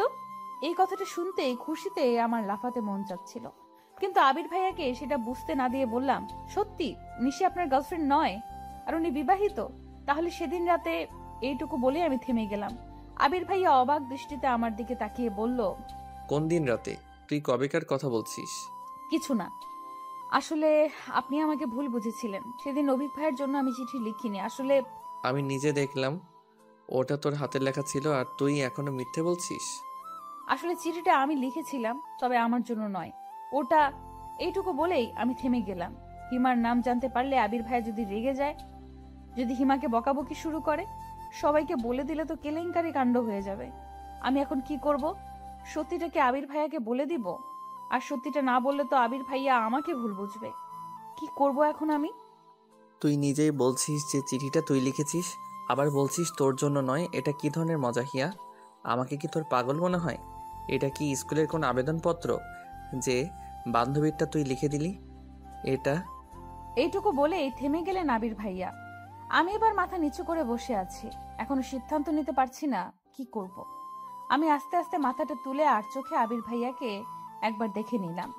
তার চোখে মুখে কেমন একটা মায়া ছড়িয়ে আছে, যা উপেক্ষা করে মিথ্যা বলা আমার পক্ষে অসম্ভব। আমি আস্তে করে বললাম, আমি আপনাকে বলতে পারি, একটা শর্তে। বলে ফেল, কি শর্ত? আপনি রাজি আছেন? শর্ত না শুনলে কিভাবে রাজি হব? আগে বল। না, আগে আপনি আমাকে কথা দিন, এইটা নিয়ে কোনো ঝামেলা করবেন না, কাউকে কিছু বলবেন না। আচ্ছা ঠিক আছে, আমি কাউকে কিছুই বলবো না। তুই আমাকে বল, চিঠিটা কার জন্য লিখেছিলি? হিমার জন্য। আমার কথাটা শুনেই আবির ভাইয়া সাপের মতো ফোঁস করে উঠল, বসা থেকে দাঁড়িয়ে গেল, আমার দিকে এমন ভাবে তাকিয়ে আছে মনে হচ্ছে আমি যেন হিমার নাম নিয়ে অনেক বড় একটা ঝামেলা করে ফেলেছি। আবির ভাইয়াকে রাখতে দেখে আমিও দাঁড়িয়ে গেলাম। তারপর আবির ভাইয়ার থেকে চোখ নামিয়ে নিয়ে বললাম, আপনি কিন্তু কথা দিয়েছেন কাউকে কিছু বলবেন না, প্লিজ হিমাকে কিছুই বলবেন না। ও আমাকে বারণ করেছিল, কিন্তু এইটুকু বলার পরেই আবির ভাইয়া আমাকে থামিয়ে দিয়ে বলল, তুই এখন আমাকে এসব বলছিস? এসব কবে থেকে চলছে? তুই আমাকে আগে বলিসনি কেন? চিঠিটা কি অবিক ভাইয়াকে দিয়েছিস? অবিক ভাইয়াও কি হিমাকে? প্লিজ ভাইয়া, আপনি কিন্তু আমাকে কথা দিয়েছেন যে হিমাকে কিছু বলবেন না। আর শান্ত হন, এখন কেউ শুনে ফেলবে। তুই আগে বল যে কবে থেকে এসব চলছে? কিছুই চলছে না, অবিক ভাইয়া হিমাকে পছন্দ করে না, হিমাই শুধু পড়াশোনায় ডাব্বা, আর ও এসব করে বেড়ায়। মাকে আমি কতবার বলেছি ওর দিকে খেয়াল রাখতে, আর আমি কিছু বললেই বলে যে বাড়াবাড়ি করছি। আজ আসুক ও বাড়িতে। বলে আমাকে রেখে আবির ভাইয়া হন হন করে চলে গেল। আমি অপলক দৃষ্টিতে তাকিয়ে রইলাম সেদিকে। হঠাৎ আমার হিমার কথা মনে পড়তেই আত্মা শুকিয়ে গেল। আবির ভাইয়া এখন গিয়ে আবার হিমাকে কিছু বলবে না তো? আমি তাড়াতাড়ি বাড়ি গিয়ে মুখটা ধুয়েই আবার ফুপুর বাড়ির উদ্দেশ্যে রওনা হলাম। ফুপুর বাড়িতে পৌঁছে হিমাকে হাসি খুশি দেখে স্বস্তির নিঃশ্বাস ফেললাম। যাক বাবা, তার মানে আবির ভাইয়া হিমাকে এখনো কিছু বলেনি। এরপর আমি আবির ভাইয়াকে কোথাও খুঁজে পেলাম না। আমাকে দেখেই মিশি দৌড়ে এলো। আরে হিয়া আপু, তোমার মুখে একই অবস্থা, মুখ ধুয়েছো? আর চলো, মিশি আপু তোমাকে তখন থেকে খুঁজছে, কোথায় হাওয়া হয়ে গিয়েছিলে তুমি? তোরা তো প্রশ্নের উত্তর দেওয়ার ধৈর্য আমার নেই, চল যাচ্ছি।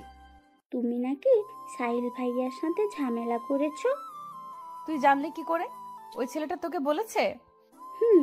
ভাইয়া বলছিল যে আমার এক সুন্দরী আপু নাকি তাকে অনেক অপমান করেছে। পরে জানতে পারলাম যে সেই সুন্দরী আপুটি আর কেউ নয়, তুমি। দেখ তো আমাকে ভালো করে, আমাকে দেখি কি মনে হয় যে আমি কাউকে অপমান করতে পারি? আর যার মান সম্মান বলতে কিছু নেই তার আবার অপমান? যাই বলো না কেন, সাহিল ভাইয়া তোমার উপরে ভীষণ রেগে আছে। উনি রেগে আছে তাতে আমার কি? আমি কি ওনার রাগের কামাই খাই নাকি? এতক্ষণে আমি আর নিশি আপুর ওইখানে চলে এসেছি। সবাই আপুকে হলুদ দিয়ে দিচ্ছে, আমিও দিলাম। সবার মুখেই হলুদ, শুধু আমি ছাড়া। আমাকে দেখেই সবাই ছুটে আসলো হলুদ দিতে। তারপর জোর করে সবাই মিলে আমার মুখটা পুরো হলুদ বানিয়ে দিল। শাড়ি পরে এমনিতেই আমার অবস্থা নাজেহাল, তারপর হলুদ মাখাতে গিয়ে আরো খারাপ অবস্থা হয়ে গেল।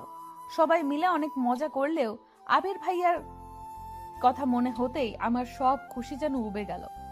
আমি হিমাকে নিয়ে মিশির রুমে চলে গেলাম, কারণ একমাত্র ওই রুমটাই ফাঁকা ছিল। এখন বাকি সব রুম লোকজনে ভর্তি।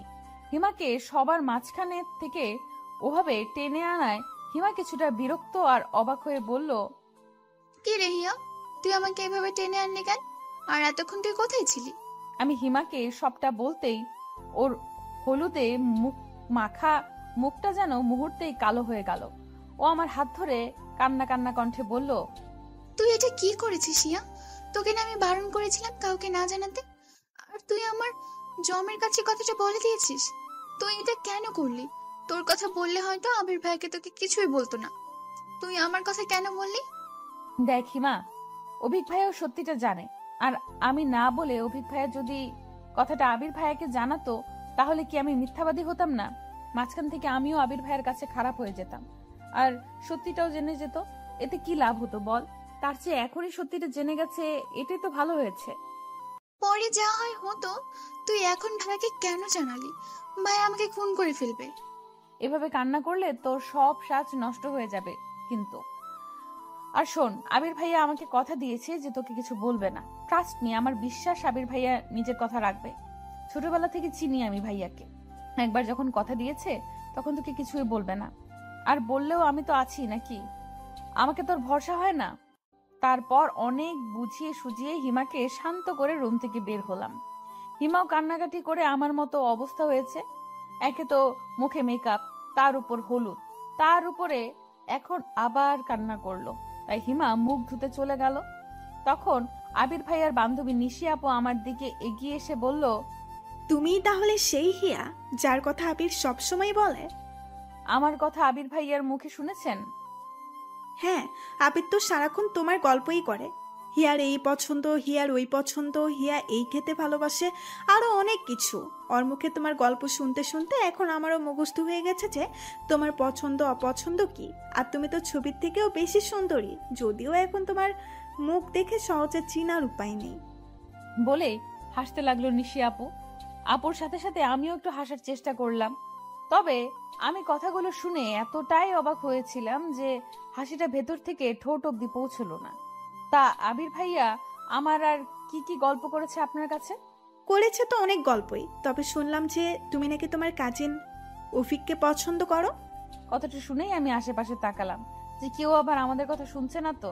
তারপর দেখলাম যে না, তেমন কেউ আশেপাশে নেই। তারপর আমি স্বস্তির নিঃশ্বাস ফেলে বললাম, আপু, এটা আসলে একটা ভুল বোঝাবুঝি ছিল। আমি আবির ভাইকে পছন্দ করি না। আমার মুখে এই কথাটা শুনতেই নিশি আপুর মুখে এক প্রকার খুশির ঝিলিক দেখতে পেলাম। তিনি খুশি মুখে বলে উঠলেন, রিয়েলি তুমি অফিককে পছন্দ করো না? আচ্ছা, আমার একটা প্রশ্নের উত্তর দিতে পারবে? যদিও সেটা অনেকটা পার্সোনাল হয়ে যায়, তারপরেও তুমি যদি বলতে। আরে আপু, বলে ফেলুন, আমি তো আপনার ছোট বোনের মতোই। তুমি কি কাউকে পছন্দ করো? আই মিন ভালোবাসো? তুমি বলতে না চাইলে থাক, আমি তোমাকে ফোর্স করব না। আসলে কথাটা জানতে ইচ্ছে হলো, তাই জিজ্ঞাসা করলাম আর কি। এমন প্রশ্ন শুনে আমি অনেকটা বিব্রতিকর অবস্থায় পড়ে গেলাম। অচেনা একটা মানুষকে আমি কি করে বলবো যে আমি একজনকে ভালোবাসি? আর সে হচ্ছে আমার প্রাণপ্রিয় আবির ভাইয়া। তারপর এ হচ্ছে আবার আবির ভাইয়ারই বেস্ট ফ্রেন্ড। সরি আপু, আমি তোমাকে আগেই বলেছি, তোমার ইচ্ছা না হলে বলতে হবে না। আমি এমনিই জানতে চাইলাম। আসলে তুমি এই কথাটা জানালে আমি আবিরের একটা সিক্রেট তোমাকে জানাবো। এবার তুমি ভেবে দেখো যে আমাকে বলবে কিনা। না আপু, আমি কাউকে ভালোবাসি না। আবির কেউ না? আমার উত্তর শোনার পর নিশি আপু আবার এমন একটা প্রশ্ন করবে আমি কল্পনাও করতে পারিনি। আমি কি বলবো না বলবো তা ভাবছি এমন সময় সেখানে হিমা এসে জানালো যে বাড়ি যাওয়ার জন্য সবাই বের হয়েছে, আমাদের খুঁজছে। আমি যেন বড় বাচ্চা বেঁচে গেলাম। কিন্তু কষ্ট একটাই যে আবির ভাইয়ার সিক্রেটটা শুনতে পারলাম না। আচ্ছা, পরে কি নিশি আপু আমাকে সিক্রেটটা বলবে, নাকি আবির ভাইয়ার সিক্রেট আমার কাছে অজানাই রয়ে যাবে? আবির ভাইয়া নিশি আপুকে হিমার কাছে শুতে বললেও নিশি আপু আমার কাছে থাকতে চাইলো। তখন আবির ভাইয়া জোরে সরে হেসে দিল। তারপর বলল, ওকে পাহারা দেওয়ার জন্যই একজন লাগে, তুই আবার ওর কাছে কি থাকবি? এত সুন্দরী যদি চুরি যায়, পাহারা না দিলে কি হয়? আজ না হয় আমিই পাহারা দেব। কি হিয়া, তোমার কোনো আপত্তি আছে নাকি? না আপু, আমার কোনো সমস্যা নেই। আমার তো আরো ভালো হয়েছে আবির ভাইয়ার সিক্রেট কথাটা শুনতে পাবো। সারাদিন শাড়ি পরে থাকতে থাকতে আমার অবস্থা খারাপ। শাড়িটা চেঞ্জ করে এসে দেখি যে নিশি আপু শুয়ে আছে। আমি আস্তে আস্তে আপুর পাশে গিয়ে শুয়ে পড়লাম। তখন আপু আস্তে আস্তে বলে উঠল, আমার প্রশ্নের উত্তরটা কিন্তু এখনো পাইনি হিয়া, বলবে না? কিন্তু আপু, আমি তো আপনার প্রশ্নের উত্তর দিয়ে দিয়েছি। এবার আপনার বলার পালা, আবির ভাইয়ার সিক্রেট। তোমার তো দেখছি তর সইছে না শোনার জন্য। তুমি আবিরকে ভালোবাসো, তাই না? আমি আবারও চুপ করে গেলাম।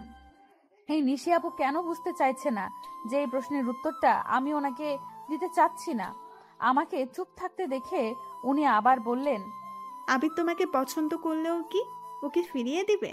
আমি চট করে বলে দিলাম, কখনোই না। কি কখনোই না? আবির তোমাকে পছন্দ করবে না, নাকি তুমি ফিরিয়ে দিবে না? কোনটা? লজ্জায় আমার কথাগুলো এলোমেলো হয়ে যাচ্ছে। তারপরেও সেগুলোকে যথাসম্ভব গুছিয়ে বললাম, আবির ভাইয়া কি সত্যিই আমাকে পছন্দ করবে কখনো? তোমার মতো মেয়েকে পছন্দ না করার কিছু তো দেখছি না। আর আবির তো হিয়া বলতে পাগল। মানে? মনে হচ্ছে তুমি কিছুই বোঝো না। আবির তোমাকে অনেক ভালোবাসে, প্রতিবার আসার সময় তোমার জন্য কিছু না কিছু কিনবেই। আমাকে জোর করে ওর সাথে নিয়ে যায়। তোমাকে দিলে সবাই কি ভাববে তাই হিমার জন্যও কিনে। এইবারও তো। এইবার কি এনেছিল? কই, আমাকে তো কিছু দেয়নি। এইবার তোমার জন্য একটা গোল্ডেন রিং এনেছিল, তোমাকে প্রপোজ করার জন্য। কিন্তু তুমি অভিক ভাইয়াকে পছন্দ করো মনে করে তাড়াতাড়ি ফিরে গেছে। গোল্ডেন রিং আমার জন্য? আর টাকাটা কিভাবে জমিয়েছে জানো? কিভাবে? ওর টিউশনের টাকা। তোমাকে ও ওর নিজের টাকায় কেনা জিনিস দিতে চেয়েছিল। সেই রিংটা কোথায়? ওর কাছেই আছে। তারপর দুজনে গল্প করতে করতে কখন ঘুমিয়ে পড়েছি মনে নেই।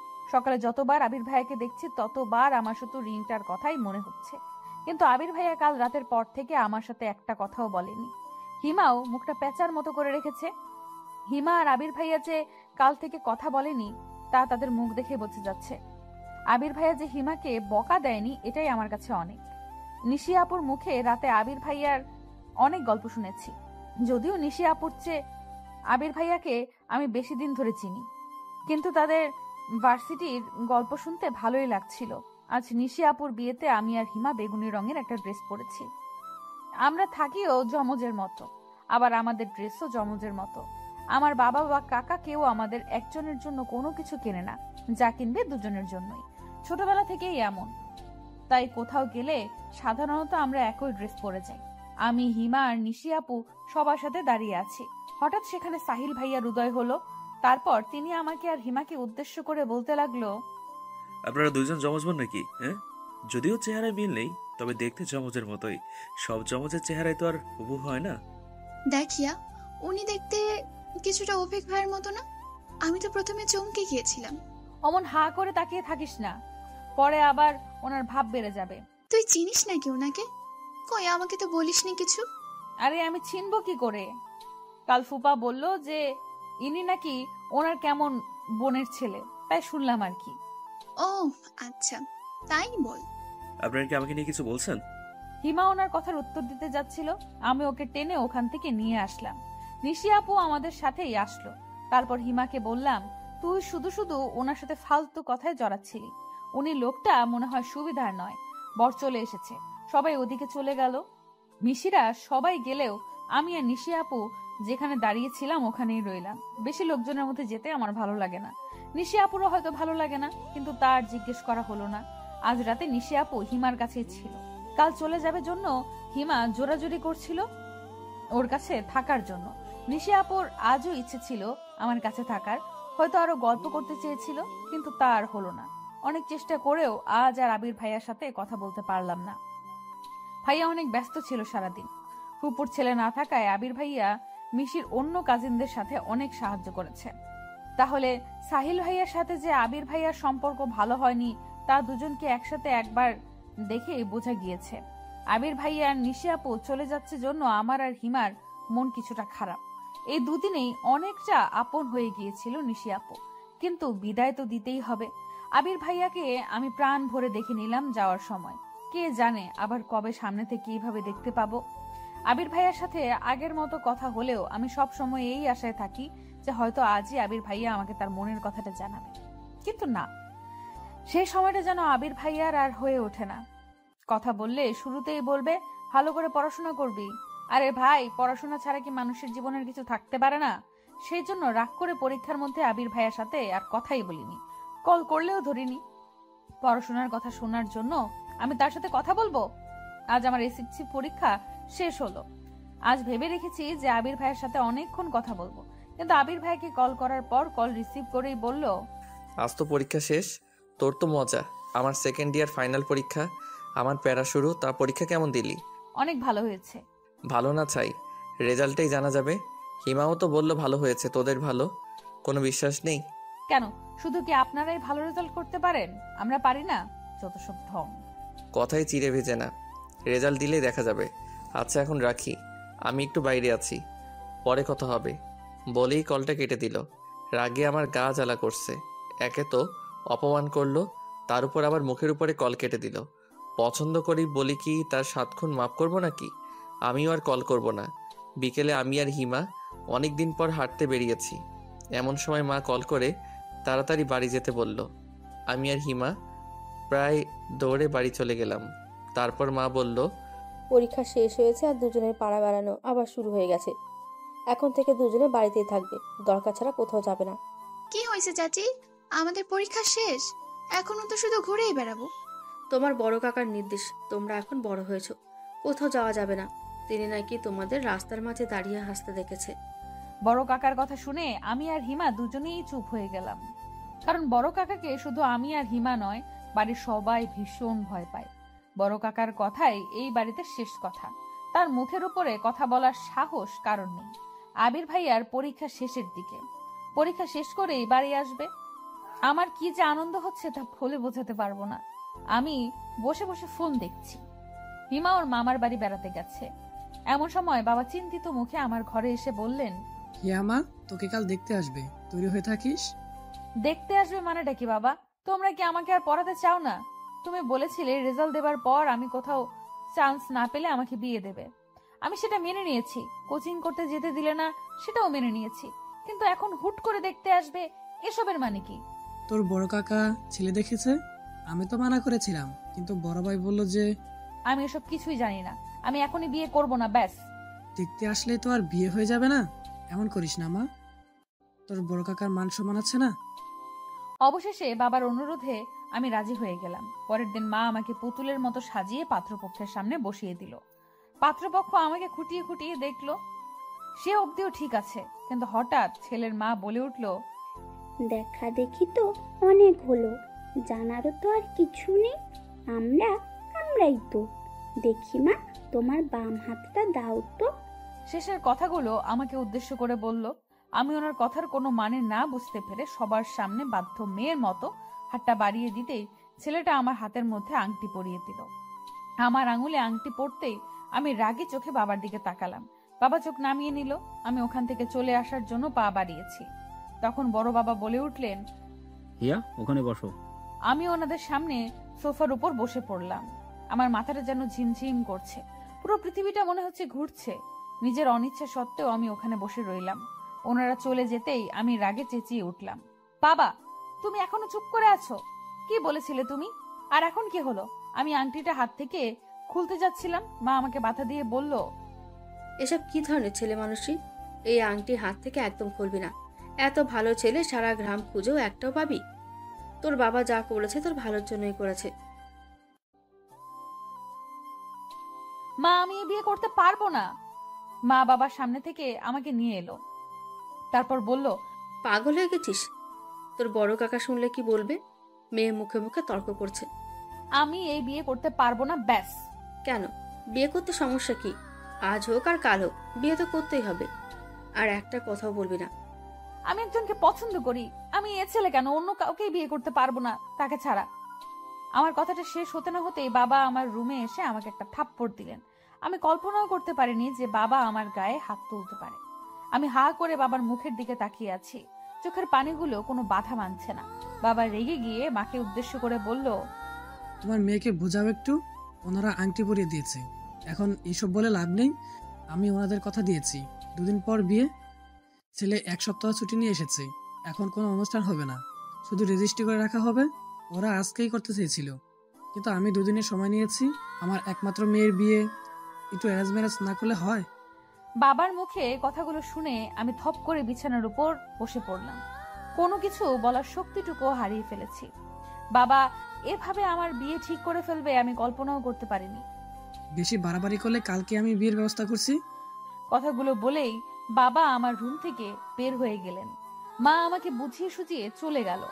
আমি পাথরের মতো অনড় হয়ে ওখানেই বসে রইলাম। রাতে খাওয়া দাওয়া না করেই শুয়ে রইলাম। মা কয়েকবার খাওয়ার জন্য ডাকলেও বাবা একটা কথাও বললেন না। নিজে খেয়ে দিয়ে চুপচাপ শুয়ে পড়লো। বাবা তো কখনো এমন করে না আমার সাথে, তাহলে আজ কেন এমন করছে? হিমাও নেই যে ওর সাথে একটু গল্প করব। আমার বিয়ে ঠিক হয়েছে শুনে কালকেই চলে আসবে বলল।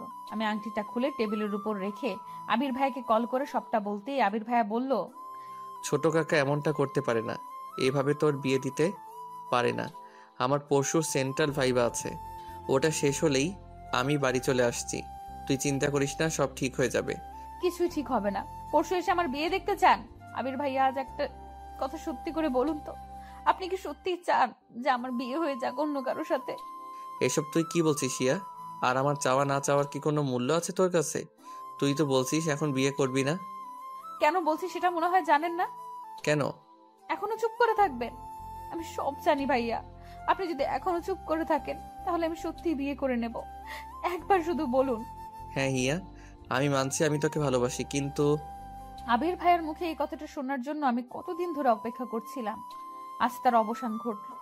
তবে এমন একটা পরিস্থিতিতে এমন কথা শুনতে হবে তা ভাবতে পারিনি। আমি এবার আনন্দে কান্না করে দিলাম। তারপর বললাম, আমি আপনাকে ভালোবাসি ভাইয়া, আর আপনিও আমাকে ভালোবাসেন। পৃথিবীর আর কোনো শক্তি নেই যে আমাকে অন্য কারোর সাথে বিয়ে দিতে পারে। আমি আপনাকে ছাড়া অন্য কাউকে বিয়ে করব না। আপনি তো আমাকে গ্রহণ করবেন আপনার জীবনে। হিয়া, এখন এসব বলার সময় নয়। আগে কাকাকে বোঝাতে হবে, বিয়েটা যে করে হোক আটকাতে হবে। কাকা এইভাবে তোর বিয়ে দিতে পারে না। সেটা নিয়ে আপনাকে ভাবতে হবে না, আপনি নিশ্চিন্তে থাকুন। আমি কিছুতেই এই বিয়ে করব না। হিয়া, তুই আমার সাথে মজা করছিস না তো? দেখ, মজা করা আমার একদম পছন্দ নয়। তুই যদি মজা করে থাকিস আমার থেকে সত্যিটা জানার জন্য, তাহলে কিন্তু ভালো হবে না। আপনার মনে হচ্ছে এমন একটা ব্যাপার নিয়ে আমি মজা করছি? আপনি হিমা বা চাচিকে জিজ্ঞেস করে দেখুন। আচ্ছা, আমি শুনছি। যদি এটা মজা হয় তাহলে তো বুঝতেই পারছিস। আচ্ছা, আমি আমার মনের কথাগুলো কাউকে জানাতে পারিনি এখনো। এমনকি হিমাকেও জানাতে ভয় লাগছে। ও যদি সবাইকে বলে দেয়। কিন্তু বিয়েটা তো আমি এখনো ভাঙতে পারিনি। বাবা বলেছে যে ছেলে নাকি বিয়ে পিছিয়ে দিয়েছে। ওদেরও বাজার সদাই করতে হবে। আর এবারের ছুটি তো কেটেই গেল। আবার ছুটি নিয়ে এসে একেবারে বিয়ের অনুষ্ঠান করে নিয়ে যাবে। কথাটা শুনে আমি যেন স্বস্তির নিঃশ্বাস ফেললাম। আবির ভাইয়া চলে আসলে কোনো একটা ব্যবস্থা নিশ্চয়ই করবে। আবির ভাইয়াও বাবার সাথে কথা বলেছে। বাবা কারো কথাই শুনছে না। সে আমাকে বিয়ে দিয়েই ছাড়বে। আমি আবির ভাইয়ার ভরসায় আছি এখন। জানি না আমাদের ভালোবাসার জোর কতটুকু। রাতে আমি ঘুম থেকে উঠে দেখি মা পাশে নেই। আমার কেমন যেন ভয় লাগছিল। রাত প্রায় 3টা বাজে। আমি মাকে ডাকার জন্য বাবার ঘরের দিকে যেতেই শুনতে পেলাম যে বাবা বলছে, ও তো বুঝতে পারেনি যে কালকেই বিয়ে। ওকে কিন্তু কিছুতে জানানো যাবে না। তাহলে কি করবে না করবে কে জানে। ওকে যে কোনো বিশ্বাস নেই এখন আমার। এখনো রাজি হয়নি বিয়েতে, তাই না? না, রাজি হতে হবে না। ভেবো না তুমি। এই বয়সে এমন পাগলামি একটু একটু করেই থাকে। তুমি শুধু ওকে একটু চোখে চোখে রেখো। ছেলেটা অনেক ভালো। বিয়ে হয়ে গেলেই দেখবে সব ঠিক হয়ে যাবে। আমার কিন্তু ভয় লাগছে। মেয়েকে এইভাবে জোর করে বিয়ে দেওয়াটা কি ঠিক? যদি বিয়ের পর সমস্যা করে তখন তো আরো সমস্যা হবে। তুমি বেশি ভেবো না তো।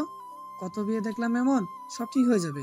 আচ্ছা, তুমি এবার যাও, ও আবার জেগে যেতে পারে। কথাগুলো শুনেই আমি কান্না করতে লাগলাম। আমার বাবা মা আমার সাথে এমন শত্রুতা কেন শুরু করে দিয়েছে আমি বুঝতে পারছি না। তার মানে কালকেই আমার বিয়ে দিবে? আমি যেন উল্টাপাল্টা কিছু না করে তাই আমাকে শান্ত করে রেখেছে কেন? মা এসে আমার পাশে শুয়ে পড়লো। তারপর আমার মাথায় হাত বুলিয়ে দিতে লাগলো। আমি কি করব কিছুই বুঝতে পারছি না। এখন তো আবির ভাইয়াকেও জানানো যাবে না। কিন্তু আবির ভাইয়া ছাড়া আর কাউকে আমি বিয়ে করতে পারবো না।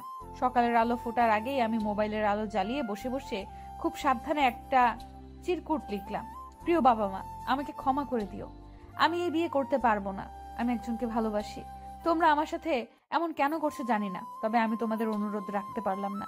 সরি বাবা, সরি মা, আমাকে খুঁজতে হবে না। আমি অনেক দূরে চলে যাচ্ছি।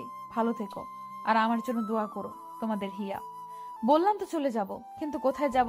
আবির ভাইকে কল করলাম অনেকবার, কিন্তু এত সকালে আবির ভাইয়া কল রিসিভ করলো না। আমার একমাত্র গন্তব্য এখন আবির ভাইয়ার ভার্সিটি। আমি চুপি চুপি মায়ের বোরকাটা পরে একটা ছোট্ট হ্যান্ডব্যাগে 1 বোতল পানি আর মোবাইলটা নিয়ে বেরিয়ে পড়লাম। তারপর বাবার মানিব্যাগ থেকে 10,000 টাকা খানেক টাকা পেলাম। পুরোটাই রেখে দিলাম। তারপর অন্ধকারের মধ্যে বেরিয়ে পড়লাম। যে মানুষ সকালের আজান হওয়ার পরেও একা রুমের বাইরে যেতে ভয় পায়, সেই মানুষ আজ আজানের সময় বাড়ির বাইরে বেরিয়ে পড়লাম। প্রায় আধা ঘন্টার মতো হেঁটে হেঁটে আমি বাস স্টেশনে পৌঁছালাম। সকালের বাসটা পেয়েও গেলাম। শহর আমাদের গ্রাম থেকে ততটাও দূরে নয়। 2 ঘন্টার মতো সময় লাগে। আমি বাসে উঠে স্বস্তির নিঃশ্বাস নিলাম। তার মানে এতক্ষণও চিঠিটা মনে হয় কারোর হাতে পড়েনি, নইলে এতক্ষণে এখানে লোক চলে আসতো। আমি অবশ্য বোরকা পরে থাকায় কেউ দেখলেও চিনতে পারছে না। এই যা বাঁচা। বাস চলতে শুরু করলো। আমি আরো কয়েকবার আবির ভাইকে কল করলাম, কিন্তু রিসিভ করলো না। আমার পাশে এক মধ্যবয়স্ক মহিলা বসেছিল। উনি নিজের ফোনটা বের করে আমার দিকে বাড়িয়ে দিল। কোথায় যাবি মা? আমার মেয়েকে একটু কল দিয়ে দিবি? দেখ রিতা লেখা আছে। আমি কোনো কথা না বলে চুপচাপ ফোনটা নিয়ে ওনার মেয়েকে কল করে দিলাম। কিছুক্ষণ পর উনি নিজের ব্যাগ থেকে পাউরুটি আর কলা বের করে খেতে লাগলেন। তারপর আমার দিকে একটা রুটি এগিয়ে দিয়ে বলল, নে মা, রুটিটা খেয়ে নে, আমার ছেলে কিনে দিয়েছে। আমি কি আর এত খেতে পারি? আমি না করা সত্ত্বেও জোর করে আমার হাতে ধরিয়ে দিয়ে বলল, বুড়ি বলে আমার হাতের জিনিস পছন্দ হচ্ছে না? বয়স হয়ে গেলে সবাই ঘৃণা করে। বলেই অভিমানে উনি রুটিটা আমার হাত থেকে নিয়ে আবার ব্যাগে রাখতে যাচ্ছিলেন। আমি ওনাকে খুশি করার জন্য রুটিটা ওনার হাত থেকে নিয়ে খাওয়া শুরু করলাম। এতটা রাস্তা হেঁটে ক্ষুধাও পেয়েছিল। রুটিটা খাওয়ার সাথে সাথে আমার কেমন যেন ঘুম পেতে লাগলো। আমি চোখ দুটো বন্ধ করে ফেললাম। এত সকালে উঠায় হয়তো ক্লান্তিতে এমনটা হচ্ছে। তারপর আমার আর কিচ্ছু মনে নেই। আমি চোখ খুলে নিজেকে হসপিটালে আবিষ্কার করে অবাক হয়ে গেলাম। আমার ফোন, ব্যাগ সব কোথায়? আর আমি হসপিটালেই বা কি করে আসলাম? আমি আশেপাশে তাকিয়ে আরো অনেক লোকজন দেখতে পেলাম। বোঝাই যাচ্ছে যে এটা কোনো সরকারি হাসপাতাল। আমি নড়াচড়া করতে গিয়ে বুঝতে পারলাম যে আমাকে স্যালাইন দিয়ে রাখা হয়েছে। মাথাটা এখনো ঝিমঝিম করছে। সামনে একজন ডাক্তারকে দেখতে পেয়ে তাকে ডাকতে লাগলাম, এক্সকিউজ মি ডাক্তার সাহেব। আমার ডাক শুনে ডাক্তারটা আমার দিকে তাকালো। ডাক্তারকে দেখেই আমার আবার অজ্ঞান হয়ে যাওয়ার মতো অবস্থা। আমি আস্তে আস্তে করে বললাম, সাহিল ভাইয়া আপনি এখানে? এখন কেমন লাগছে? আপনি ঠিক আছেন তো? কি হয়েছিল? এতগুলো প্রশ্নের উত্তর কিভাবে দিব? তার আগে এটা বলুন যে আমি এখানে কি করছি, আর আপনি বা এখানে কেন? তোমার কি কিছুই মনে নেই? মনে থাকলে কি আর জিজ্ঞেস করতাম? আমি যেহেতু ডক্টরের অ্যাপ্রন পরে আছি, নিশ্চয়ই আমি ডক্টর। আর তুমি যেহেতু রোগীর বেডে শুয়ে আছো, তার মানে তুমি রোগী। সিম্পল ব্যাপার, এতে না বোঝার কি আছে? কিন্তু আমি তো বাসে ছিলাম। তাহলে আমি এখানে কতক্ষণ ধরে আছি? ঘন্টা দুয়েক হবে হয়তো। আমি তো একটু আগে ডিউটিতে এসে তোমাকে দেখে অবাক হয়ে গেছি। প্রথমে ভেবেছিলাম যে হয়তো আমার মনের ভুল, কিন্তু পরে দেখি না। আপনার ফোনটা দেওয়া যাবে? চিন্তা করো না, আমি তোমার বাসা জানিয়ে দিয়েছি। আপনি আমার থেকে না শুনে আমার বাসায় কেন কল করলেন? হাউ স্ট্রেঞ্জ, আমি আপনার উপকার করলাম আর আপনি আমাকে এইভাবে বলছেন? জানেন, আপনাকে যে মেডিসিন দিয়ে অজ্ঞান করা হয়েছে তা অতিরিক্ত মাত্রায় ব্যবহার করলে মৃত্যু পর্যন্ত হতে পারে। আপনার ভাগ্য অনেক ভালো যে ডোজ একদম অল্প ছিল। আপনি অসুস্থ আর আমি আপনার বাসায় জানাবো না? না বলবেন না, কারণ আমি বাড়ি থেকে পালিয়ে এসেছি। এখানে আমাকে আর কতক্ষণ থাকতে হবে? স্যালাইনটি শেষ হলেই আপনি বাসায় যেতে পারবেন, তবে কয়েকদিন রেস্টে থাকতে হবে। আর আপনি পালিয়ে এসেছেন মানে? আচ্ছা, আপনি আমাকে আপনি করে বলছেন কেন? আমি আপনার অনেক ছোট, তুমি করে বলতে পারেন। বাড়ি থেকে কেউ আসছে আমাকে নিতে? না, আবির এসে তোমাকে নিয়ে যাবে। এবার বলো, পালিয়ে কেন এসছো বাড়ি থেকে, তাও আবার একা একা? আবির ভাইয়ার জন্য। আচ্ছা, আবির ভাইয়া কখন আসবে বলেছে? মানে কি বলছো তুমি এসব? আবির ভাইয়ের জন্য মানে? আমি আবির ভাইকে ভালোবাসি তাই। আমি আর কিছু বলার আগেই কেউ সাহিল ভাইয়াকে ডাকতে লাগলো। আর উনি আমার পুরো কথা না শুনেই হন্তদন্ত হয়ে ছুটে গেল। সাহিল ভাইয়া যেতেই আমার মনে পড়লো যে ওনাকে আমি আবির ভাইয়ার কথা কেন বললাম। এখন যদি উনি বাড়িতে সব বলে দেয়, ওই মেডিসিনের প্রভাবে কি সত্যি আমার জ্ঞান বুদ্ধি লোপ পেয়েছে? আমি যাকে তাকে সব বলে দিচ্ছি। প্রায় ঘন্টা দুয়েক পর আমার স্যালাইন শেষ হলো। একজন নার্স এসে স্যালাইনের সুচটা খুলে দিল। এরই মধ্যে সাহিল ভাইয়া আর একবারও আসেনি। হয়তো ব্যস্ত আছে, কিন্তু আবির ভাইয়াও এখন আসছে না কেন? আমার খুব চিন্তা হচ্ছে। একজনের কাছ থেকে সময় জানতে পারলাম যে প্রায় 3টা বেজে গেছে। আমি একটা বিষয়ে অবাক হচ্ছি। আমি হাসপাতালে, অথচ আমার বাড়ির কেউ আসলো না। আবির ভাইয়া কখন আমায় নিয়ে যাবে সেই আশায় আছে। আমাকে নিয়ে কারোর কোনো মাথা ব্যথা নেই। পরক্ষণেই মনে হলো যে আজ আমার বিয়ে হওয়ার কথা ছিল, আর সেখান থেকে আমি পালিয়ে এসেছি। বাড়ির লোক তো আমার উপরে ভীষণ রেগে আছে, তাই বলে একবার দেখতেও আসবে না। শরীরটা বড্ড ক্লান্ত, সকাল থেকে না খাওয়া। সাহিল ভাইয়া এক নার্সকে দিয়ে কিছু ফলমূল আর পানীয় কিনে পাঠিয়েছে, কিন্তু আমার কিচ্ছু খেতে মন চাইছে না। তারপরেও একা একা নিজেকে এতিমের মতো লাগছে। সবার পাশেই কেউ না কেউ আছে, অথচ আমার পাশে কেউ নেই। অনেকেই এসে জিজ্ঞেস করছে যে কি হয়েছিল। শেষে বিরক্ত হয়ে চোখ বন্ধ করে ঘুমের ভান ধরে পড়ে রইলাম। আর কারোর কোনো প্রশ্নের উত্তর দিতে মন চাইছে না। কতক্ষণ এভাবে শুয়েছিলাম মনে নেই। হঠাৎ মাথায় কারোর হাতের ছোঁয়া পেতেই চোখ দুটো আপনা আপনি খুলে গেল। আমি চোখ খুলে আবির ভাইকে দেখে লাফ দিয়ে বেড থেকে উঠে বসলাম। তারপর চোখে মুখে খুশির আভা ফুটিয়ে তুলে বললাম, আপনি এসেছেন? এত দেরি কেন করলেন? আমি কখন থেকে একা একা আপনার জন্য ওয়েট করছি। জানেন, বাড়ি থেকে কেউ আমাকে দেখতে আসেনি। কথাটা বলে আমি কান্না করে দিলাম। আমাকে কান্না করা দেখে আবির ভাইয়া আমার মাথায় হাত বুলিয়ে দিতে দিতে বলল, গাধি, তুই বাড়ি থেকে পালিয়ে এসেছিস। ধরতে গেলে বিয়ের আসর থেকে বাড়ির সবাই ভীষণ রেগে আছে। ছেলে পক্ষকে জানিয়েছে যে কিছু ঝামেলার কারণে আজ আর বিয়েটা হবে না। বাড়ির কেউ চায় না যে তোর পালিয়ে আসার ব্যাপারটা গ্রামের কেউ জানুক, তাই কেউ আসেনি। আমাকে বলেছে সন্ধ্যার পর তোকে নিয়ে বাড়ি ফিরতে। দিনের বেলায় গেলে সবার চোখে পড়লে নানা প্রশ্ন করবে। গ্রামের মানুষ বুঝিসই তো, তিলকে তাল বানাবে। তাই বলে আপনিও এত দেরি করে আসবেন? জানেন আমার এখানে কত খারাপ লাগছিল।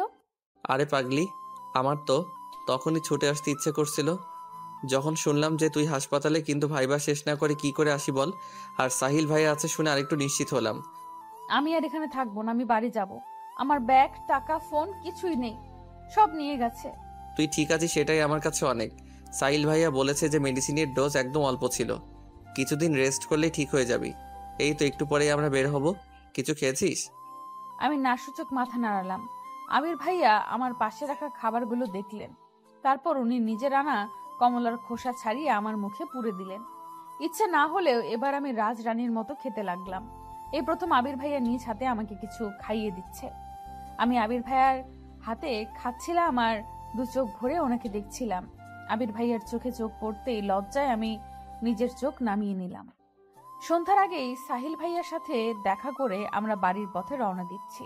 তখন সাহিল ভাইয়া আবির ভাইয়াকে লক্ষ্য করে বলল, যে মেয়েটা তোমার কাছে আসার জন্য এত বড় রিস্ক নিল, তাকে কখনো কষ্ট দিও না আবির। এমন ভালোবাসা কোথাও পাবে বলে আমার মনে হয় না। সাহিল ভাইয়ার মুখে এমন কথা শুনে আবির ভাইয়া কিছুটা বিস্ময় নিয়ে আর রাগ নিয়ে আমার দিকে তাকালো। আমি বুঝতে পেরে মাথা নিচু করে নিলাম।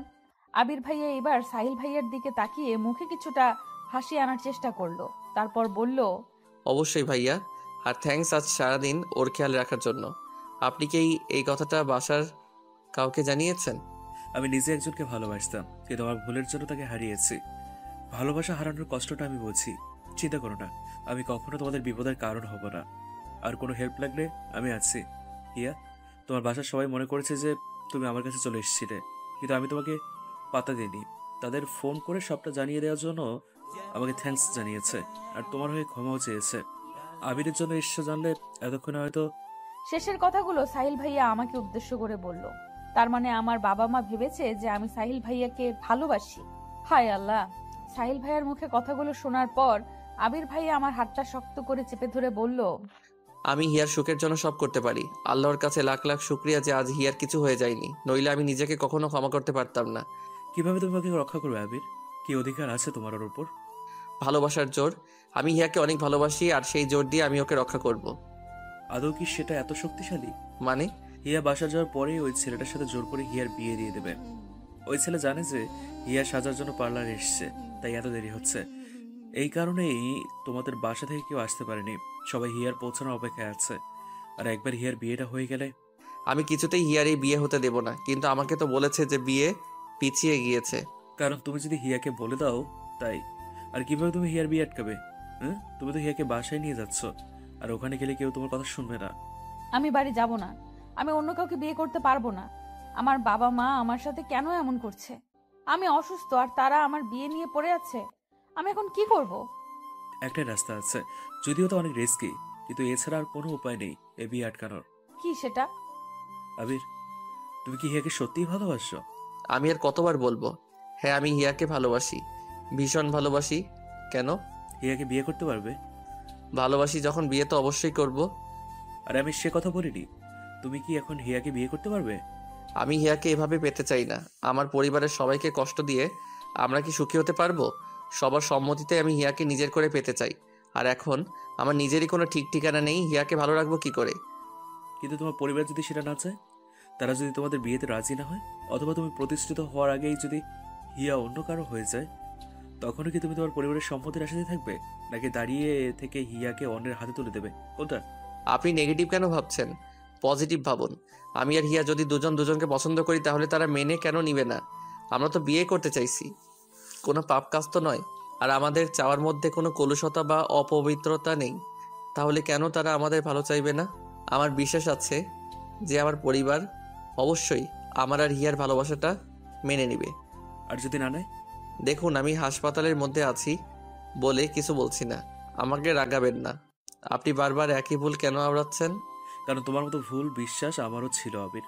আমিও ভেবেছিলাম যে পরিবারের মানুষ আমাদের এত ভালোবাসে, তাহলে আমাদের সুখের কথা ভেবে অবশ্যই আমাদের কথাই শুনবে, আমাদের পছন্দ মতো আমাদের জীবন বাছাই করতে দেবে। কিন্তু বাস্তবে তা হয় না। বাস্তবতার বড় নিষ্ঠুর। একটা গল্প শুনবে? আমার যদিও ভালো লাগছে না, আর এক মুহূর্ত এখানে থাকতে ইচ্ছে হচ্ছে না, কিন্তু সাহিল ভাইয়ার কথাগুলো শুনতে কেন জানি ভালো লাগছে। ওনার গল্পটা শোনার জন্য বুকটার ভেতরটা আকুপাকু করছে। প্রথম দিন ওনাকে দেখে ভেবেছিলাম যে উনি খুব হাসি খুশি একজন মানুষ, কিন্তু আজ ওনার কথাগুলো শুনে মনে হচ্ছে যে এক বুক কষ্ট নিয়ে উনি মুখে হাসির প্রলেপ দিয়ে থাকেন। আবির ভাইয়া ভাবছিল কি বলবে না বলবে। আমি শরীরের সবটুকু শক্তি দিয়ে জোর করে বলে উঠলাম, আমি শুনবো। আমার কথা শুনে শুধু আবির ভাইয়া আর সাহিল ভাইয়া নয়, আশেপাশের আরো অনেকেই তাকালো। আমি মাথা নিচু করে ফেললাম। সাহিল ভাইয়া আমাদের উদ্দেশ্য করে বলল, আমার রুমে চলো, ওখানে গিয়ে বসে শুনবে। আবির ভাইয়া আমার দিকে রাগী চোখে তাকালো। আমি আবির ভাইয়ার থেকে চোখ নামিয়ে নিয়ে সাহিল ভাইয়ার পেছনে যেতে লাগলাম। সাহিল ভাই আবির ভাইয়ার দিকে তাকিয়ে মুচকি একটা হাসি দিল, কিচ্ছু বলল না। আবির ভাইয়াও উপায় না দেখে চুপচাপ আমাদের সাথে গেল। সাহিল ভাইয়ার রুমে বসার পর উনি ওনার গল্প বলা শুরু করলেন। অনেক বছর আগের কথা, আমি সবে কলেজে ভর্তি হয়েছি। সেখানে পরিচয় হয় আমাদের কলেজের ম্যাথ স্যারের মেয়ে অরুণিতার সাথে। আস্তে আস্তে পরিচয়, ভালো লাগা, তারপর কখন যে দুজন দুজনকে ভালোবেসে ফেলি তা আমরা কেউই বুঝতে পারিনি। আমরা যেহেতু ক্লাসমেট ছিলাম তাই ফ্রেন্ড হিসেবে মেলামেশা করতাম। আমি ওকে অরু বলে ডাকতাম আর ও আমাকে সাহি বলে ডাকতো। আমাদের ভালোবাসাটা ছিল বোবা ভালোবাসা, মানে কেউ কাউকে সরাসরি বলিনি যে ভালোবাসি, তবে দুজনেই দুজনকে ভালোবাসতাম তা বুঝতে পারতাম। আর এটা যে শুধু আমরা বুঝতে পারতাম তা নয়, কলেজের সবাই একসময় জেনে যায় যে আমি অরুকে ভালোবাসি। সবাই জানলেও ক্ষতি ছিল না, কিন্তু অরুর বাবা জানতে পেরে ভীষণ রেগে যান। উনি একজন শিক্ষক মানুষ, আর ওনার মেয়ে কিনা একটা ছেলের সাথে প্রেম করে বেড়াচ্ছেন। হ্যাঁ, উনি ব্যাপারটা কিছুতেই মেনে নিতে পারেননি। আমাদের এইচএসসি পরীক্ষার আগেই ওর কলেজে আসা বন্ধ করে দেয়। আমার তো পড়াশোনা, নাওয়া খাওয়া সব যেন বন্ধ হয়ে যায়। ওর সাথে সব রকমের যোগাযোগ বন্ধ হয়ে যায়। ওর চিন্তায় চিন্তায় আমিও অসুস্থ হয়ে পড়ি। ওর বাবাকে অনেক অনুরোধ করি ওর সাথে একবার দেখা করার জন্য, কিন্তু উনি আমাকে পরীক্ষা দিতে দেবেন না বলে হুমকি দেয়। আমার বাবাকে ডেকে অপমান করে। বাবা আমাকে বকা দিতে চাইলেও পারে না, কারণ তখন আমার অবস্থা এমনিতেই খারাপ। আরো শুনবে আবির? তোমাকে বলছি, পুরোটা শুনবে কি? না শুনতে চাইলে জোর করবো না। তারপর বলুন, শুনছি তো। আর কি ওর আপুর সাথে আপনার দেখা হয়নি? ওনার কি বিয়ে হয়ে গেছে? বিয়ে হয়ে গেলেও তো একটা সান্ত্বনা থাকতো যে ও এখনো বেঁচে আছে। এই কথাটা শুনেই আমার বুকের ভেতরটা যেন শূন্যতায় ভরে গেল। আমি সাহিল ভাইয়ের দিকে করুণ চোখে তাকিয়ে বললাম, অরু আপু কি বেঁচে নেই? শেষ পরীক্ষার দিন ওর বাবা চোখ ফাঁকি দিয়ে আমার কাছে এসেছিল। আমাকে বারবার বলেছিল ওকে নিয়ে যেন পালিয়ে যাই কোথাও, ওকে যেন বিয়ে করে নিই, তারপর যা হয় দেখা যাবে। আমি তখন অনেক ছোট, ওই সময় বিয়ে। আমি ওরুকে বোঝাতে চেষ্টা করি যে আস্তে আস্তে সব ঠিক হয়ে যাবে। আমরা ভার্সিটিতে উঠলে তখন তো আর কেউ পাহারা দেবে না। ভার্সিটি আলাদা হলেও আমরা যোগাযোগ রাখবো, আর পড়াশোনা শেষ করে আমরা বিয়ে করে নেব। ও সেদিন অনেক কান্না করেছিল, কিন্তু সেই কান্নার সুরগুলো আমার কানে তখন পৌঁছেনি। আজ আমার কানে সেই সুর বাজে। মাঝে মধ্যে আমি ওর সেই নিদারুণ কান্না শুনতে পাই। সেদিন ওর বাবা আমাদের খুঁজে বের করে।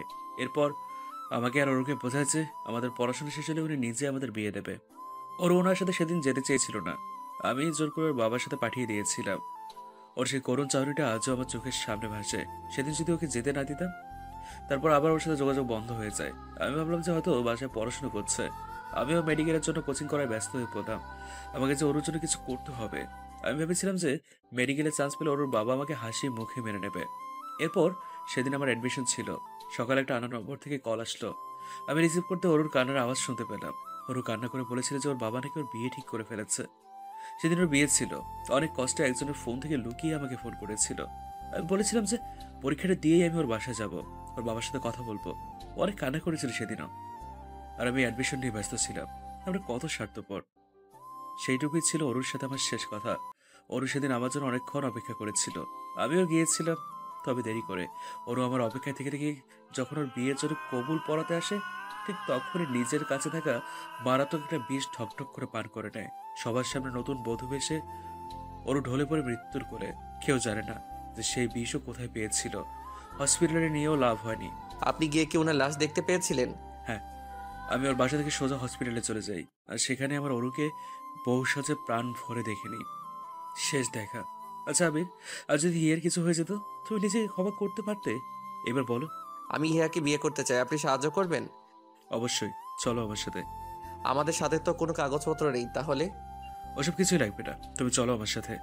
তারপর উনি আমাদের ওই হসপিটালের মসজিদের সামনে দাঁড় করিয়ে ভেতরে চলে গেলেন।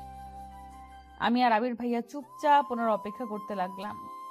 কয়েক মিনিট পর সাহিল ভাইয়া বাইরে এসে বললেন যে ব্যবস্থা হয়ে গেছে।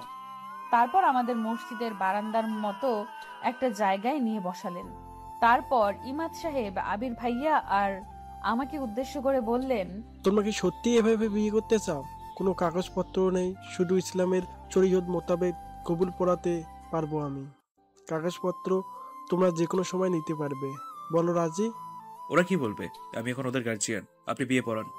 আবির ভাইয়া কিছু বলতে গিয়েও বললেন না। আমিও আর কিছু বললাম না। ইমাম সাহেব আমাদের দুজনের নাম ধাম সব জিজ্ঞেস করে নিল। ইমাম সাহেব প্রথমে আমাকে, তারপর আবির ভাইয়াকে কবুল পড়ালেন। আমার ভাবতে অবাক লাগছে যে আবির ভাইয়ের সাথে আমার বিয়ে হয়ে গেছে। মনে হচ্ছে যেন সব স্বপ্ন। সাহিল ভাইয়ার মুখে অফুরন্ত হাসির রেখা ফুটে উঠল।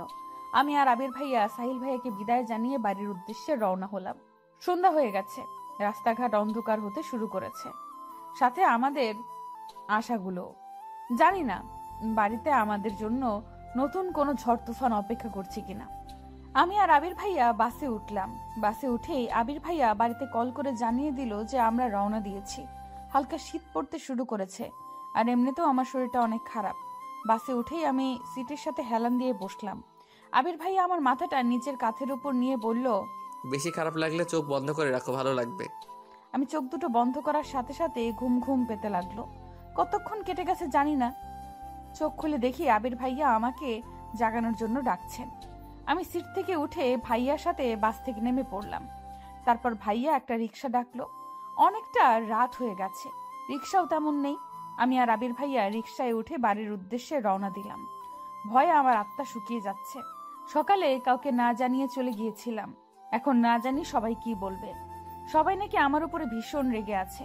আমি ভয়ে ভয়ে আবির ভাইকে বললাম, সবাই তো এমনিতেই আমার উপরে রেগে আছে, যদি শুনে যে আমরা বিয়ে করে নিয়েছি তাহলে তো আরো রাগারাগি করবে, আপনাকে অনেক বকাবকি করবে। আরে পাগল, আমরা কি গিয়েই বলবো নাকি যে আমরা বিয়ে করে নিয়েছি? পরিস্থিতি বুঝে কথা বলতে হবে, আমাদের বিয়ের কথা ভুলেও মুখে আনবি না। আগে দেখ কি হয়, তারপরে। যদি সাহিল ভাইয়ার কথাই ঠিক হয়, ওই ছেলেটা যদি এখনো আমাদের বাড়িতেই থাকে আর আমি যাওয়ার সাথে সাথে আমাকে জোর করে বিয়ে দিয়ে দেয়। তুই এখন অনেক অসুস্থ, আর আমার মনে হয় না যে এই অবস্থায় বাড়ির সবাই তোর বিয়ে নিয়ে কথা বলবে। যদি বলে? তুইও এই সাহিল ভাইয়ার মতো নেগেটিভ ভাবতে শুরু করেছিস। চুপচাপ চল, বেশি কথা বলতে হবে না, সে যা হয় দেখা যাবে।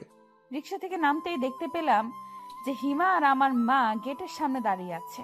আমাকে দেখেই হিমা দৌড়ে আসলো। তারপর কান্না করতে করতে বলল, তুই কাউকে কিছু না বলে কোথায় গিয়েছিলি? আমরা তোকে কত খুঁজেছি জানিস? সবাই কত চিন্তা করছিল যদি তোর কিছু হয়ে যেত। ভাগ্যিস সাহিল ভাই ফোন করেছিল, আর একটু দেরি হলেই তো বড় কাকা পুলিশের কাছে যেতে চলেছিল। যদিও এইটুকু বলতেই মা হিমাকে থামিয়ে দিয়ে আমাকে বাড়ির মধ্যে টেনে নিয়ে গেলেন। তারপর জিজ্ঞেস করলো, তুই ঠিক আছিস তো? তোর বাবা আর কাকারা কিন্তু ভীষণ রেগে আছে। একটা কথা বলবি না, গিয়ে কি লাভ হলো? দেখলি তো, মা বাবা ছাড়া কেউ আপন হয় না। এবার লক্ষ্মী মেয়ের মতো আমাদের পছন্দের ছেলেকে বিয়ে করে নিবি। আমার প্রচন্ড রাগ হচ্ছে মায়ের কথা শুনে। আমি বাইরে থেকে আসলাম, এত বড় একটা ঘটনা ঘটে গেল, তারপরেও মা সেই বিয়ে দেওয়া নিয়েই পড়ে আছে। আমি কিছুটা রেগে গিয়ে বললাম, মা তুমি আমার চিন্তা করা বাদ দিয়ে এখনো বিয়ের চিন্তা করছো? আমি বলছি তো আমি অন্য কাউকে বিয়ে করতে পারবো না। মা আমাকে আবির ভাইয়াদের বসার ঘরে নিয়ে গেল, আর ওখানে বাবা কাকারা চাচিরা সবাই ছিল। আমার শেষের কথাটা এত জোরে বলেছি যে সবাই সেটা শুনতে পেয়েছে। আমার কথাটা শুনেই বাবা বলে উঠলেন, ছি হিয়া, তুই আমার মেয়ে হয়ে আমার মান মর্যাদা সব মাটির সাথে মিশিয়ে দিলি। তোর একবারও আমার কথা মনে হলো না? এখনো তুই ওই ছেলেটার কথাই বলছিস? তোর লজ্জা করছে না? প্রথমে অভিক, আর তারপর তুই চুপ করবি একটু? মেয়েটাকে আগে আসতে দে, তারপর সিদ্ধান্ত নেওয়া যাবে। বাড়ি যখন ফিরে এসেছে তখন আর চিন্তা কি? এইসব কথা যেন বাড়ির বাইরে না যায়। বড় কাকা কথাগুলো সবাইকে উদ্দেশ্য করেই বলল। আবির ভাইয়াও এখানে চলে এসেছে, কিন্তু অভিক ভাইয়ার কথা এখানে কোথা থেকে আসলো আমি তাই বুঝতে পারছিলাম না। আমি অবাক হয়ে জিজ্ঞেস করলাম, অভিক ভাইয়ার কি হয়েছে, ঠিক আছে তো? আমার ছেলেকে নিয়ে তো আর চিন্তা না করলেও চলবে। আমার ছেলের আবার কি হবে, ও ভালোই আছে। তুই অভিককে যে চিঠি দিয়েছিলি সেটা সবাই দেখে নিয়েছে, এই জন্য সবাই এত রেগে গেছে তোর ওপরে, আর বিয়ে দেওয়ার জন্য উঠে পড়ে লেগেছে। তুই এমন কাজ কেন করলি মা? বলেই কান্না শুরু করে দিল মা। কিন্তু আমি যেন নড়াচড়া করতে ভুলে গেছি। অভিক ভাইয়াকে দেওয়া চিঠির জন্যই সবাই আমার সাথে এত খারাপ ব্যবহার করছে, কিন্তু অভিক ভাইয়ের চিঠিটা এদের হাতে কি করে পৌঁছালো? অভিক ভাইয়াকে দিয়েছিল নাকি বাড়িতে রেখে গিয়েছিল সেটা দেখেই, কিন্তু এরা জানবে কি করে যে চিঠিটা আমি লিখেছি? তাহলে কি হিমা নিজের বাঁচার জন্য? এইটুকু ভাবতে আমার পুরো পৃথিবী শূন্য হয়ে গেল। আমি কি করব আর কি বলবো বুঝে উঠতে পারছিলাম না। বুঝে উঠতে না পেরে সোফার উপরে বসে পড়লাম। আবির ভাইয়া আমার পাশ থেকে মায়ের কথাগুলো শুনে ফেলে চেঁচিয়ে ওঠে, তোমরা যে চিঠির জন্য হিয়াকে ভুল বুঝছো, ওই চিঠিটা হিয়া দেয়নি, তোমরা ভুল বুঝছো। তুই যা জানিস না তা নিয়ে কেন কথা বলছিস? আর ওই মেয়ের হয়ে তুই কেন কথা বলছিস? হিমা এমন একটা কাজ করবে আমিও কখনো ভাবতে পারিনি, কিন্তু আমরা সবাই হাতের লেখা মিলিয়ে দেখেছি ওটা হিয়ার লেখার চিঠি। নিজের চাচাতো ভাইকে ওভাবে কেউ চিঠি লেগেছে? আমার সম্পর্কে সবার এত খারাপ ধারণা দেখে আমার মরে যেতে ইচ্ছে হচ্ছে। হিমার একটা ভুল আজ আমাকে এখানে এনে দাঁড় করিয়েছে। যারা আমাকে এত ভালোবাসতো তারা আমাকে ভুল বুঝছে। মা, ওটা হিয়াই লিখেছিল, তবে অন্য একটা মেয়ের জন্য। ওই মেয়েটাই ওকে বলেছিল চিঠিটা লিখে দিতে। তোমরা অবিক ভাইয়াকে জিজ্ঞেস করনি? অবিক ভাইয়া তো জানে সব, ওই চিঠিটা কে দিয়েছিল। ভাইয়াকে জিজ্ঞেস করলি তো সব সত্যিটা জানা যাবে। আবির, তুই এর মধ্যে নাক কেন গলাচ্ছিস? তুই কি করে জানিস চিঠির কথা? তোদেরকে তো বলিনি কিছু। আর আমার ছেলেকে এসব ঝামেলার মধ্যে টেনে আনবি না। ওকে আমি জিজ্ঞেস করেছিলাম যে ও কাউকে পছন্দ করে কিনা, ও না বলেছে।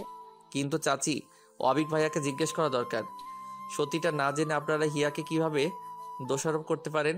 আমি আর এইসব নিয়ে কোনো কথা শুনতে চাই না। আর আবির, বড়দের সাথে সম্মান দিয়ে কথা বলতে শিখো। বেয়াদবি কোথা থেকে শিখছো? সবাই যে যার রুমে চলে যাও, কাল সকালে হিয়ার বিয়ে। এই নিয়ে আমি আর কোনো কথা শুনতে চাই না।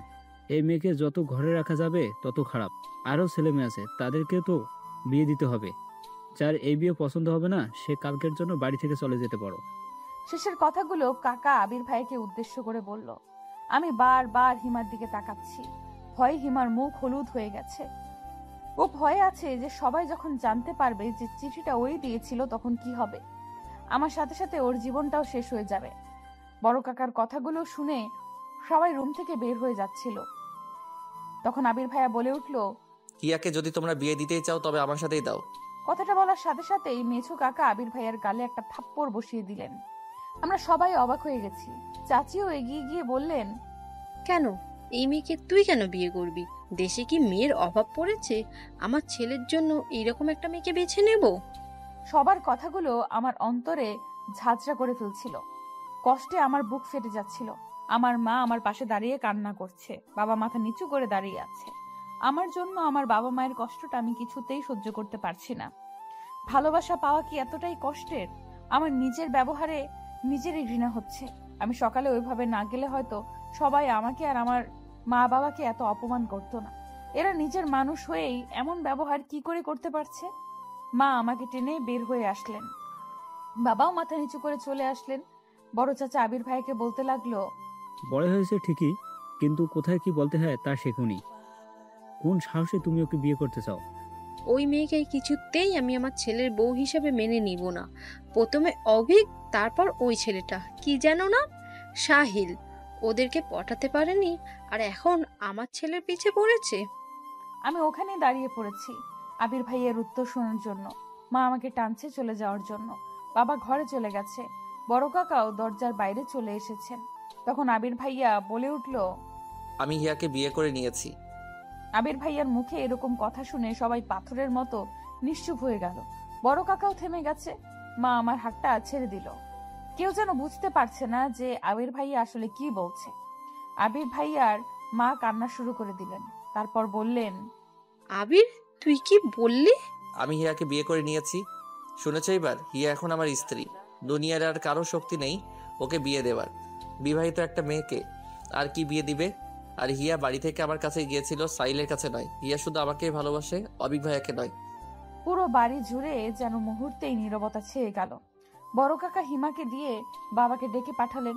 সবাই আবার ওখানে বসলো। বড় কাকা আমাকে বললেন, আবির যা বলছে তা কি সত্যি? আমি একবার আবির ভাইয়ার দিকে আর একবার সবার দিকে তাকালাম। তারপর আস্তে আস্তে বললাম, হ্যাঁ, আবির ভাই ঠিকই বলেছে। বাবা এইবার আমাকে মারার জন্য উদ্যত হলে আবির ভাইয়া বাবাকে থামিয়ে দিয়ে বলল, কাকা, আপনি ওর গায়ে হাত তুলবেন না, ও এখন আমার স্ত্রী। আবির ভাইয়ের সাহস দেখে শুধু আমি না, রুমের বাকি সবাই অবাক হয়ে গেল। বাবা রেগে ফেটে পড়ছেন। তারপর বললেন, বেশ, রাখ তোর বউ তোর কাছে। আজ থেকে আমি ধরে নিলাম যে আমার মেয়ে মরে গেছে। তুই আর কখনো আমার চোখের সামনে আসবি না। আমার কোনো মেয়ে নেই, আমার একটা ছেলে আছে শুধু। বলেই রাগে ফুঁসতে ফুঁসতে বাবা মায়ের হাত ধরে টানতে টানতে নিয়ে গেল ওখান থেকে। বাকি সবাই আমাকে আর আবির ভাইয়াকে দেখছে। আবির ভাইয়ার মা মনে হচ্ছে আমাকে এক্ষুনি চিবিয়ে খাবে। চাচির এমন রূপ আমি জীবনেও দেখিনি। কি হবে এখন? আমার নিজের বাবা আমাকে মেনে নিচ্ছে না। আমার কলিজাটা ছিন্ন ভিন্ন হয়ে যাচ্ছে। আবির ভাইয়ার পরিবার কি আমায় মেনে নেবে, নাকি আমার জীবনে আসতে চলেছে একটা কালো অধ্যায় যার কোনো শেষ নেই? আমি এত বড় একটা ভুল কি করে করলাম? পুরো পরিবারটা ভেঙে গুড়িয়ে দিলাম। এখন আমি কি করব? আমার এখন কি করা উচিত? আমাকে আর আবির ভাইয়াকে রেখে এক এক করে সবাই চলে গেল। হিমা ওখানে দাঁড়িয়েছিল ভীত মুখে। চাচি ওকে টেনে নিয়ে গেল আর আমাকে উদ্দেশ্য করে বলল, তুই একদম হিমার কাছে ঘেসবি না। তোকে নিজের মেয়ের মতো ভাবতাম, আর তুই আমার ছেলের জীবনটা নষ্ট করে দিলি। আর শুধু তোর জন্য আমার আবির আমাদের সাথে এমন ব্যবহার করছে। আমি কোনো দিনও তোকে ক্ষমা করব না। কথাগুলো বলেই চাচি ওখান থেকে চলে গেল। আবির ভাইয়া চুপ করে আছে। আমার বুক ফেটে কান্না পাচ্ছে, কিন্তু কেন জানি কান্না করতে পারছি না। একবার আবির ভাইয়ার মুখের দিকে তাকাতেই বুকের ভেতরটায় আরো হাহাকার করে উঠল। আমার জন্য আবির ভাইয়াকেও এত কথা শুনতে হচ্ছে।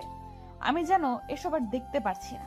খুব ইচ্ছে হচ্ছে এখান থেকে দূরে কোথাও চলে যেতে, যেখানে এই পরিচিত মুখগুলো অচেনা রূপ থাকবে না। সবাই বের হয়ে যেতেই আমি ছুটে আমাদের ঘরের সামনে গিয়ে দরজা ধাক্কাতে লাগলাম আর শুকনো কণ্ঠে মা বাবাকে ডাকতে লাগলাম। আমাকে ওভাবে ছুটতে দেখে আবির ভাইয়াও আমার পিছু আসলো। আমি দরজা ধাক্কাচ্ছিলাম, তখন বাবা মাকে উদ্দেশ্য করে জোরে সরে বলতে লাগলো, ওই মেয়েকে আমার ঘরের সামনে থেকে চলে যেতে বলো। আমার ঘরের দরজা আজ থেকে ওর জন্য চিরদিনের জন্য বন্ধ। যে মেয়ের জন্য এত অপমান হতে হয়, সেই মেয়ে আমার লাগবে না। কাল থেকে যেন ও আমার চোখের সামনে না আসে। যেখানে খুশি যাক। আর এখন তো ওর স্বামী আছে, সে এখন কোথায়? নিজের বউয়ের খেয়াল রাখছে না কেন? কথাগুলো শুনেই আবির ভাইয়া রেগে গিয়ে আমাকে টানতে টানতে তার ঘরে নিয়ে গেল। আমি নির্লিপ্ত গলায় বললাম, সবাই আমাকে এত ঘৃণা কেন করছে? আমি মারা গেলেই ভালো হতো, তাই না ভাইয়া? আমি এই কথা বলার সাথে সাথেই আবির ভাইয়া ওনার হাত দিয়ে আমার মুখ চেপে ধরলেন। তারপর একটা ধমক দিয়ে বললেন, আর একবার ওইসব আজে বাজে কথা মুখে আনবি না। তোর কিছু হয়ে গেলে আমি কি করব? আর ভাইয়া কি? হ্যাঁ, এখন থেকে আর কখনো যেন ভাইয়া না শুনি। তোর জন্য আমি নিজের মানুষগুলোর সাথে এভাবে লড়ছি, আর তুই এসব কথা বলছিস। জানি না এদের কবে বোঝাতে পারবো। এমন সময় দরজায় কেউ ধাক্কা দিচ্ছিল। আবির ভাইয়া আমাকে বিছানায় বসিয়ে রেখে দরজা খুলতেই মেজু কাকা বললেন, আজকের রাতটা থাকতে দিলাম, কাল সকালে যেন আমি ওই মেয়েটাকে আমার বাড়িতে না দেখি। আশা করি আমার কথাটা বুঝতে পেরেছিস। চাচ্ছু, আমি এখানে আমার ছেলের সাথে কথা বলছি। বাবা, ওকে নিয়ে আমি এখন কোথায় যাব? তুমি এভাবে আমাদের বের করে দিলে আমাদের রাস্তায় যাওয়া ছাড়া আর কোনো উপায় থাকবে না। প্লিজ বাবা। আমি তো তোকে কোথাও যেতে বলিনি, কিন্তু ওই মেয়েটার জন্য এই বাড়িতে কোনো জায়গা নেই। ওকে ওর বাড়িতে ফিরিয়ে দিবি। কিভাবে দিবি সেটা নিশ্চয়ই আর বলে দিতে হবে না। বাবা, আমি ওকে বিয়ে করে নিয়েছি, ও এখন থেকে আমার সাথেই থাকবে। তাহলে আমার আর কিছু করার নেই। তোর মতো অবাধ্য ছেলের আমার দরকার নেই। আর একটা কথা শুনে রাখ, এখন থেকে আমি আর তোর পড়াশোনার খরচ দিতে পারবো না। যে মানুষ বউ চালাতে পারে সে পড়ার খরচটাও জোগাতে পারবে। বলে দরজাটা খট করে ধাক্কা দিয়ে বের হয়ে গেল কাকা। আবির বিষণ্ণ মুখে আমার পাশে বসে পড়ল। আমি আর বসে থাকতে পারছিলাম না। আজ সারাদিন আমার কিভাবে কেটেছে তা ভুলেই গেছিলাম। তা মনে পড়তেই মাথাটা ঝিমঝিম করতে লাগলো। আমি আবিরের বিছানায় শুয়ে কপালে হাত দিলাম। দেখি শরীরের উত্তাপে আমার হাত পুড়ে যাওয়ার মতো অবস্থা। আমি আবিরকে কিচ্ছু বললাম না। এমনিতেই বাড়িতে রাবণের চিতা জ্বলছে, তার উপর আমার এই জ্বর। কতক্ষণ কেটে গেছে জানি না। চোখ খুলতেই দেখতে পেলাম যে আবির আমার কপালে কাপড় ভিজিয়ে দিয়ে রেখেছে আর আমার পাশেই বিছানার উপরে বসে আছে। আমি চোখ খুলতেই হন্তদন্ত হয়ে বলল, এখন কেমন লাগছে? ঘুম হয়েছে কি একটু? কিছু খেয়ে ওষুধটা খেয়ে নেন। আমি মাথাটা তোলার চেষ্টা করে ব্যর্থ হলাম। আবির নিজে আমার মাথার নিচে বালিশ দিয়ে আমাকে বসিয়ে দিল। তারপর খাবারের প্লেটটা আমার সামনে এনে নিজ হাতে মাখিয়ে বলল, দেখি এবার হা কর। ভাইয়া সরি, মানে আমি বলছিলাম যে আপনি আমার মাকে একটু ডেকে দিন, আপনি ঘুমিয়ে পড়ুন আর আমার হাত দিয়ে আমি খেতে পারবো। আর এত রাতে আপনি খাবার আর ওষুধ কোথায় পেলেন? হিমা দিয়েছে। আর দেখ হিয়া, এখন তুই অসুস্থ, একদম বেশি কথা বলবি না। তোর মা এখন ঘুমিয়ে পড়েছে, চুপচাপ খেয়ে ওষুধটা খেয়ে ঘুমিয়ে পড়। আমি আর কিছু না বলে বাধ্য মেয়ের মতো খাবারটা খেতে লাগলাম। তারপর আব্দুলকে উদ্দেশ্য করে বললাম, আপনি কি কিছু খেয়েছেন? আমাকে নিয়ে তোর চিন্তা করতে হবে না, আমার অভ্যাস আছে। আপনিও খান আমার সাথে। আপনি না খেলে আমিও আর খাবো না। হিয়া, জিদ না করে খেয়ে নে, অনেক রাত, এখন বেশি কথা বলিস না। অবশেষে আমার জিদের কাছে আবির হেরে গেল আর ও নিজেও আমার সাথে খেয়ে নিল। তারপর আমি ওষুধ খেয়ে কখন ঘুমিয়ে পড়েছি মনে নেই। সকালের আলো ফুটেছে মাত্র। আমার শরীরটা এখন অনেকটা সুস্থ। আমি বাথরুম থেকে ফ্রেশ হয়ে এসে দেখি যে আবির ঘুমাচ্ছে। আমি ওনার মায়াবী মুখটার দিকে অপলক দৃষ্টিতে তাকিয়ে আছি। এমন সময় দরজায় ধাক্কার আওয়াজে আমি চমকে ঘুম ভাঙে। আমি দরজা খুলতেই হিমা হন্তদন্ত হয়ে রুমে প্রবেশ করেই আশেপাশে দেখে দরজাটা বন্ধ করে দেয়। আমি অবাক হয়ে জিজ্ঞেস করলাম, এত সকালে তুই? কি হয়েছে, এমন হাঁপাচ্ছিস কেন? তোর জ্বর তো এখন নেই। শোন, তোকে যা বলতে এসেছি, তুই কি সত্যি আবির ভাইকে ভালোবাসিস? না মানে আমি বলতে চাচ্ছিলাম যে আমাদের দেখে তোর কি মনে হয় আমরা সবাইকে কষ্ট দিচ্ছি নাটক করার জন্য? তোর একটা চিঠি পুরো পরিবারকে ভেঙে দিচ্ছে আর তুই আমাকে জিজ্ঞেস করছিস আমি তোর ভাইকে ভালোবাসি কিনা? তোকে বাঁচাতে আমরা চুপ করে আছি আর তুই কিনা। সরি হিয়া পাখি, আমাকে মাফ করে দে।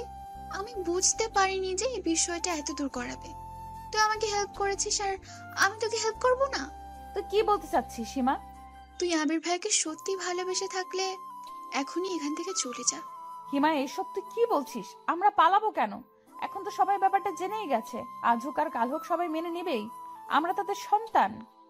বড় কাকা এসেছে, কি বলছে শুনলে তুইও পালাতে চাইবি। কিরে হিমো, এত সকালে তুই? কিছু হয়েছে? ভাইয়া তুমি তাড়াতাড়ি উঠে রেডি হও। রেডি হব মানে কি বলছিস তুই এসব? হিয়াকে নিয়ে এক্ষুনি বাড়ি থেকে চলে যাও। হিমো, তুই কি পাগল হয়ে গেছিস নাকি? আর সবার মতো তুই আমাদের তাড়ানোর জন্য উঠে পড়ে লেগেছিস? বড় কাকা এসেছে, বাবা আর কাকারা সবাই কথা বলছে ওই ঘরে। আমি মাত্র শুনে আসলাম। কি বলছে সবাই? বড় কাকারা আর সবাই মিলে এই সিদ্ধান্ত নিয়েছে যে এখনকার মতো তোদের মেনে নেবে, কিন্তু কাউকে কিছু জানাবে না। তারপর আবির ভাইয়া চলে যাওয়ার পর তোদের ডিভোর্স পেপার রেডি করবে আর সেখানে যেভাবেই হোক একবার তোমাদের সাইন পড়লেই সব শেষ। হিয়া তোকে আবার বিয়ে দিয়ে দেবে, আর বিয়েটা তখনই দেবে যখন আবির ভাইয়া শহরে থাকবে। আবির ভাইয়া যেন তা জানতে না পারে, তার জন্য। আর একবার বিয়েটা হয়ে গেলেই খেল খতম। আর বাবা আর মেজো কাকা বড় কাকার ওই আইডিয়ার সাথে একমত হয়েছে। আমি সাধারণত এত সকালে উঠি না, কিন্তু সবার চেঁচামেচি শুনে উঠে এসব শুনতে পাই। ওরা এখনো সবকিছু প্ল্যান করছে, কিভাবে কি করবে। আমি তো ওদের কাছে ছুটে এলাম এসব জানানোর জন্য। মগের মূল্য পেয়েছে নাকি? আমরা কি ছোট বাচ্চা নাকি যে উল্টাপাল্টা বোঝাবে আর তাই বুঝবো? আমি কিছুতে এসব হতে দেব না। আর আমাদের ডিভোর্স পেপার কি করে পাবে আমাদের? তো তুই ভাইয়া আসলেও কি তোমরা বিয়ে করেছো নাকি সব? চুপ করবি? এত বেশি কথা কেন বলিস? বিয়ে না করলে এত বড় মিথ্যে কথা বলার সাহস হচ্ছে আমাদের? আমরা বিয়ে করেছি। তবে কি? আসলে আমাদের কাগজ এখনো হাতেই পাইনি, তাই না? আর আমরা কিছুতেই বড় কাকার ফাঁদে পা দেব না। তার আগে বল, তুই কি 100% শিওর? 100% মানে 1000% শিওর। আর কিছুক্ষণ থাকলে ওরা চলে আসবে। আর ওদের হাতে পড়লে পালানোর রাস্তা খুঁজে পাবে না। তখন না পারবে বাড়ি থেকে বের হতে, আর না পারবে ওনাদের মুখের উপর কথা বলতে।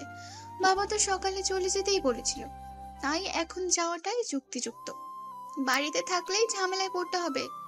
পরে সব ঠিকঠাক হলে বাড়ি চলে এসো ভাইয়া। এখন তুমি হিয়াকে নিয়ে বেরিয়ে পড়ো। কি যাবে? আচ্ছা ঠিক আছে, আমরা এখনকার মতো চলে যাচ্ছি। তুই আমাদের আপডেট জানাস। কিরে তুই কথা বলছিস না কেন? যাবি না আমার সাথে নাকি তুই? অবশ্যই, আমি এখানে থাকলে তো আমাকে বিয়ে দিয়ে দিবে। আমি একাই আপনার কাছে চলে গিয়েছিলাম আর এখন তো আপনার সাথেই যাব। এখন আর ভয় কি? ভয় হচ্ছে না? কিসের ভয়? আমি কোথায় নিয়ে যাব, কিভাবে রাখবো, কি খাওয়াবো, এসব ভেবে চিন্তা হচ্ছে না? আপনি যেখানে নিয়ে যাবেন আমি সেখানেই যাব। আপনি যেখানে থাকবেন আমিও সেখানেই থাকবো। আর আপনি যা খাবেন আমিও তাই খাবো। কষ্ট হলে সহ্য করতে পারবি? আপন মানুষদের থেকে এত কষ্ট যে মেয়ে হজম করতে পারে, সে অন্য যে কোনো কষ্ট হাসি মুখে বরণ করে নিতে পারে। আপনি শুধু আমাকে এখান থেকে দূরে নিয়ে চলুন। আমি আর এদের এমন ঘৃণার চাহনি সহ্য করতে পারছি না। আমি হিয়ার ঘরে যাচ্ছি, ওর কিছু প্রয়োজনীয় জিনিস নিয়ে আসছি। সবাই এখন বসার ঘরেই আছে। তোমরা তাড়াতাড়ি রেডি হয়ে নাও, বেশি দেরি করা যাবে না। আবির ফ্রেশ হয়ে আসতে আসতে হিমাও একটা ছোটখাটো ব্যাগ নিয়ে হাজির হলো। ওই ব্যাগে কি আছে আমি নিজেও জানি না। ব্যাগের সাথে সাথে হিমা কিছু টাকাও তুলে দিল আবিরের হাতে আর বলল, কিছু আমার জমানো টাকা, কিছু মায়ের জমানো টাকা, আর কিছু বাবার টাকা থেকে নিয়েছি। কত আছে জানি না, তবে 15-20 হাজার হবে হয়তো। তুই সবার টাকা চুরি করেছিস কেন? এসব নিয়ে এখন তোমার ভাবতে হবে না। মা বাবা যা বলে সেটা পরে দেখা যাবে। তারা এমনিতেই বুঝবে যে টাকাগুলো তুমি নিয়ে গেছো, আমার কিছু হবে না।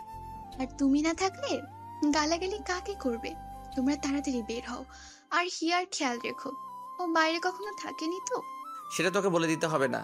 তুই নিজের খেয়াল রাখিস আর এমন কোনো ভুল করিস না যা পুরো পরিবারের জন্য অভিশাপ বয়ে আনে। আমরা বের হব আর তখনই দেখি যে আমার মা আমার দিকেই আসছে।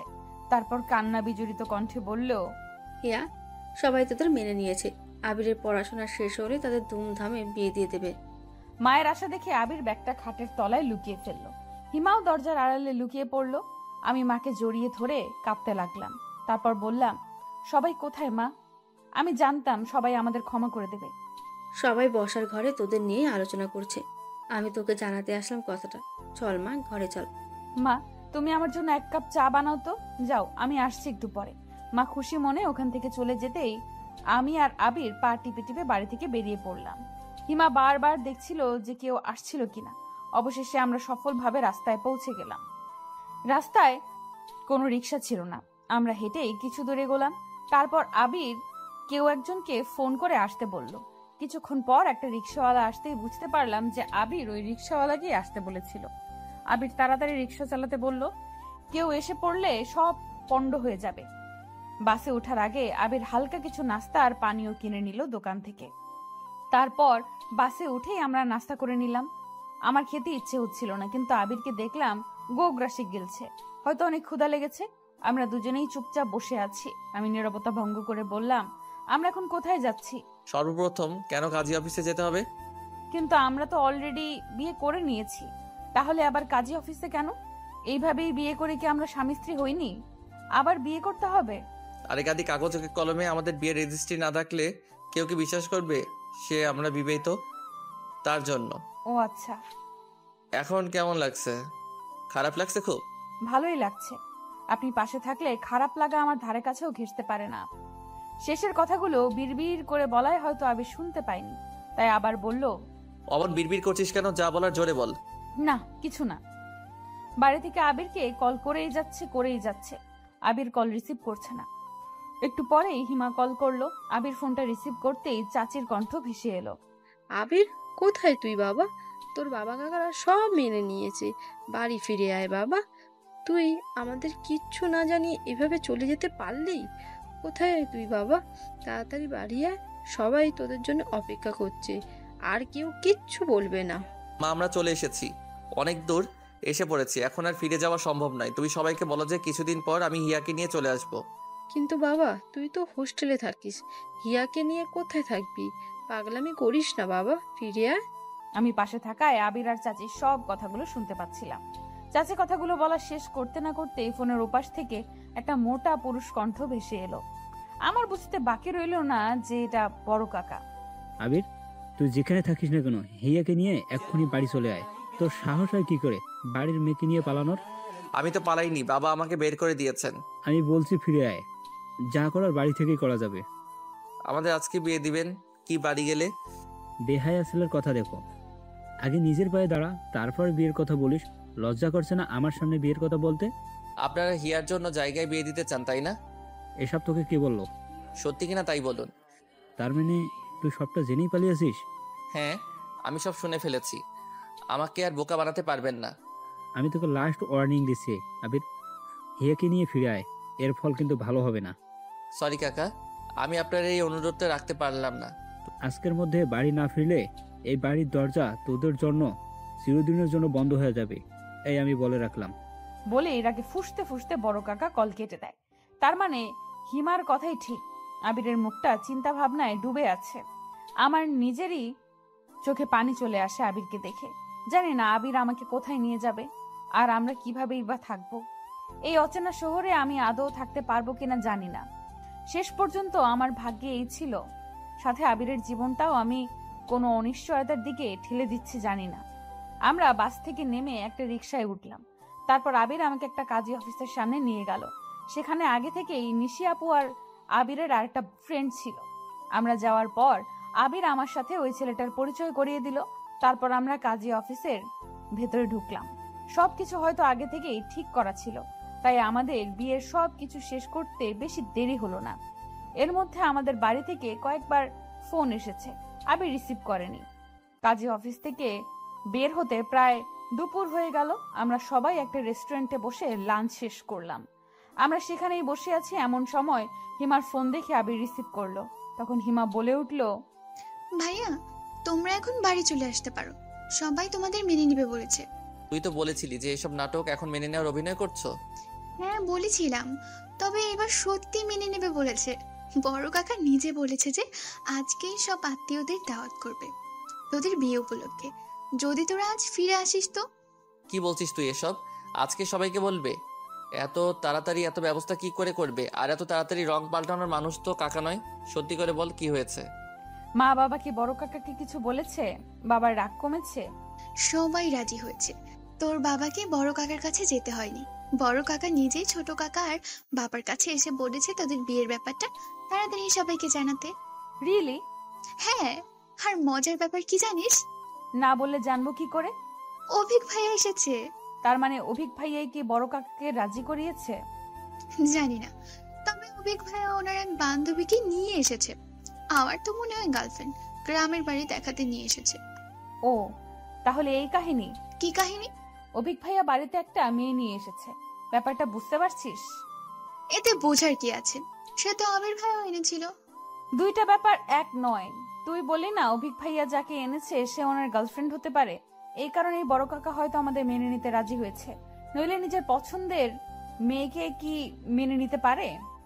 মানে তুই কি বলতে চাইছিস শিয়া? বড় কাকা নিজের ছেলের জন্য তোদের মেনে নিচ্ছে? শিওর না, তবে আমার যা মনে হলো তাই বললাম। আরে শোন, আমি মাকে সত্যিটা বলে দিয়েছি। কোন সত্যি? চিঠির ব্যাপারটা। আর কেউ জানে না, আর সবাইকে অভিক ভাইয়া বলে দিয়েছে যে চিঠি লেখাটা তোর থাকলেও ওটা অন্য একটা মেয়ে দিয়েছিল। আমার মনে হয় এজন্যই বড় কাকা কিছুটা শান্ত হয়েছে। সে যাই হোক, চাচি তোকে কিছু বলেছে? বকাঝোকা করলো অনেক, তারপর তোর কথা বলে অনুশোচনা করলো। নিজের মেয়ের দোষের জন্য তোকে কত কথা শোনালো। আমি হিমাকে বিদায় জানিয়ে কলটা কেটে দিলাম। ওখান থেকে বের হওয়ার পর নিশি আপু আবিরকে উদ্দেশ্য করে বলল, এখন তো তোরা লিগ্যালি হাজব্যান্ড ওয়াইফ, আর কেউ তোদের আলাদা করতে পারবে না। তোর বাড়ি থেকে যখন ডাকছে তখন তোদের বাড়ি চলে যাওয়াই উচিত। এখানে হিয়া কোথায় থাকবে? আমিও তো বাসায় থাকি তোর ভাইয়ের সাথে, মেসে থাকলে না হয় আমার কাছে রাখতাম। আর তুই তো হোস্টেলে থাকিস, ওকে যাত্রার কাছে রাখাটা ঠিক হবে না। বাড়ি গেলে যদি আবার ঝামেলা হয়, আমার ভীষণ ভয় লাগছে। আমি হিয়াকে হারাতে চাই না। ধুর পাগল, একবার পারিবারিকভাবে তোদের বিয়ের খবরটা জানাজানি হয়ে গেলে আর কে কাকে বিয়ে দিবে? আজ তো যা, কোনো সমস্যা হলে না হয় আবার দুজন পালিয়ে আসিস। বিয়ের পরেই তো আর সহজে ডিভোর্স দেওয়া যায় না, সময়ের ব্যাপার আছে না। আর নেক্সট টাইম তুই ফেরার সময় বাসা ঠিক করে তারপর হিয়াকে নিয়ে আসবি। ওকে একা ওখানে না রেখে আসলেই হবে। কিন্তু আমার তো পড়াশোনা আছে, হিয়াকে আমার সাথে কি পাঠাবে? আরে পাগল, আমিও তো পড়াশোনা করি। তোর ভাইয়া তো পড়াশোনার অবস্থাতেই বিয়ে করেছিল, এখন না হয় জব করে। কই, আমরা তো একসাথেই থাকি, তুই বুঝাবে সবাইকে। আলাদা থাকতে সমস্যা নেই, কিন্তু যদি হিয়ার আবার বিয়ে দেওয়ার চিন্তা করে? তুই এক কাজ কর, তোর বাবার সাথে কথা বলে তারপর বাড়ি যা, তাহলেই তো হয়। Good idea. আমার বাবা একবার কথা দিলে তা কখনো ফেলবে না। নিশি আপুর কথা মতো আবির ওর বাবার সাথে কথা বলল। তারপর খুশিতে প্রায় লাফিয়ে উঠে বলল, বাবা রাজি হয়েছে, আমরা আজ ফিরলে সবাইকে আমাদের বিয়ের ব্যাপারটা জানিয়ে দেবে। আর এখানে বাসা দেখে হিয়াকে নিয়েও আসতে দেবে আমি তো ভাবতেই পারিনি বাবা। সব বড় কাকার ভয়ে আমাদের সাথে এমন ব্যবহার শুরু করেছিল। এখন বড় কাকাই যখন রাজি তখন আর ভয় কি। তারপর আমরা নিশি আপু আর আবিরের আরেক বন্ধুকে বিদায় জানিয়ে বাড়ির পথে রওনা হলাম। সারা রাস্তা আমার ভীষণ চিন্তা হচ্ছে, বাড়ি গেলে কি হবে না হবে। আমি আবিরের কাঁধে মাথা রেখে চোখ দুটো বন্ধ করে রাখলাম। ঘুম আর আসলো না। কাল থেকে জার্নি করতে করতে আজকের জার্নিটা আর কিছু মনেই হচ্ছে না। আর আবির পাশে থাকায় আরো খারাপ লাগছে না। অনেক চিন্তা ভাবনা নিয়ে বাড়িতে ঢুকলাম আমি আর আবির। আজ সন্ধে না হলেও সন্ধ্যের কাছাকাছি। আমাকে দেখে আমার খালাতো বোন ছুটে আসলো। ওকে দেখে আমি কিছুটা অবাক হয়ে গেলাম। আরো অবাক হলাম যখন দেখলাম আমাদের বাড়ি আর আবিরদের বাড়ি ভর্তি মানুষ, বাইরের কেউ না। আমার নানা বাড়ি, আবিরের নানা বাড়ি আর আমার ফুপুর বাড়ির সবাই এসেছে। আমাদের পরিবারটা আসলে অনেক বড়, তাই মনে হচ্ছে যে পুরো একটা অনুষ্ঠান বাড়ি। আমি আর আবির আস্তে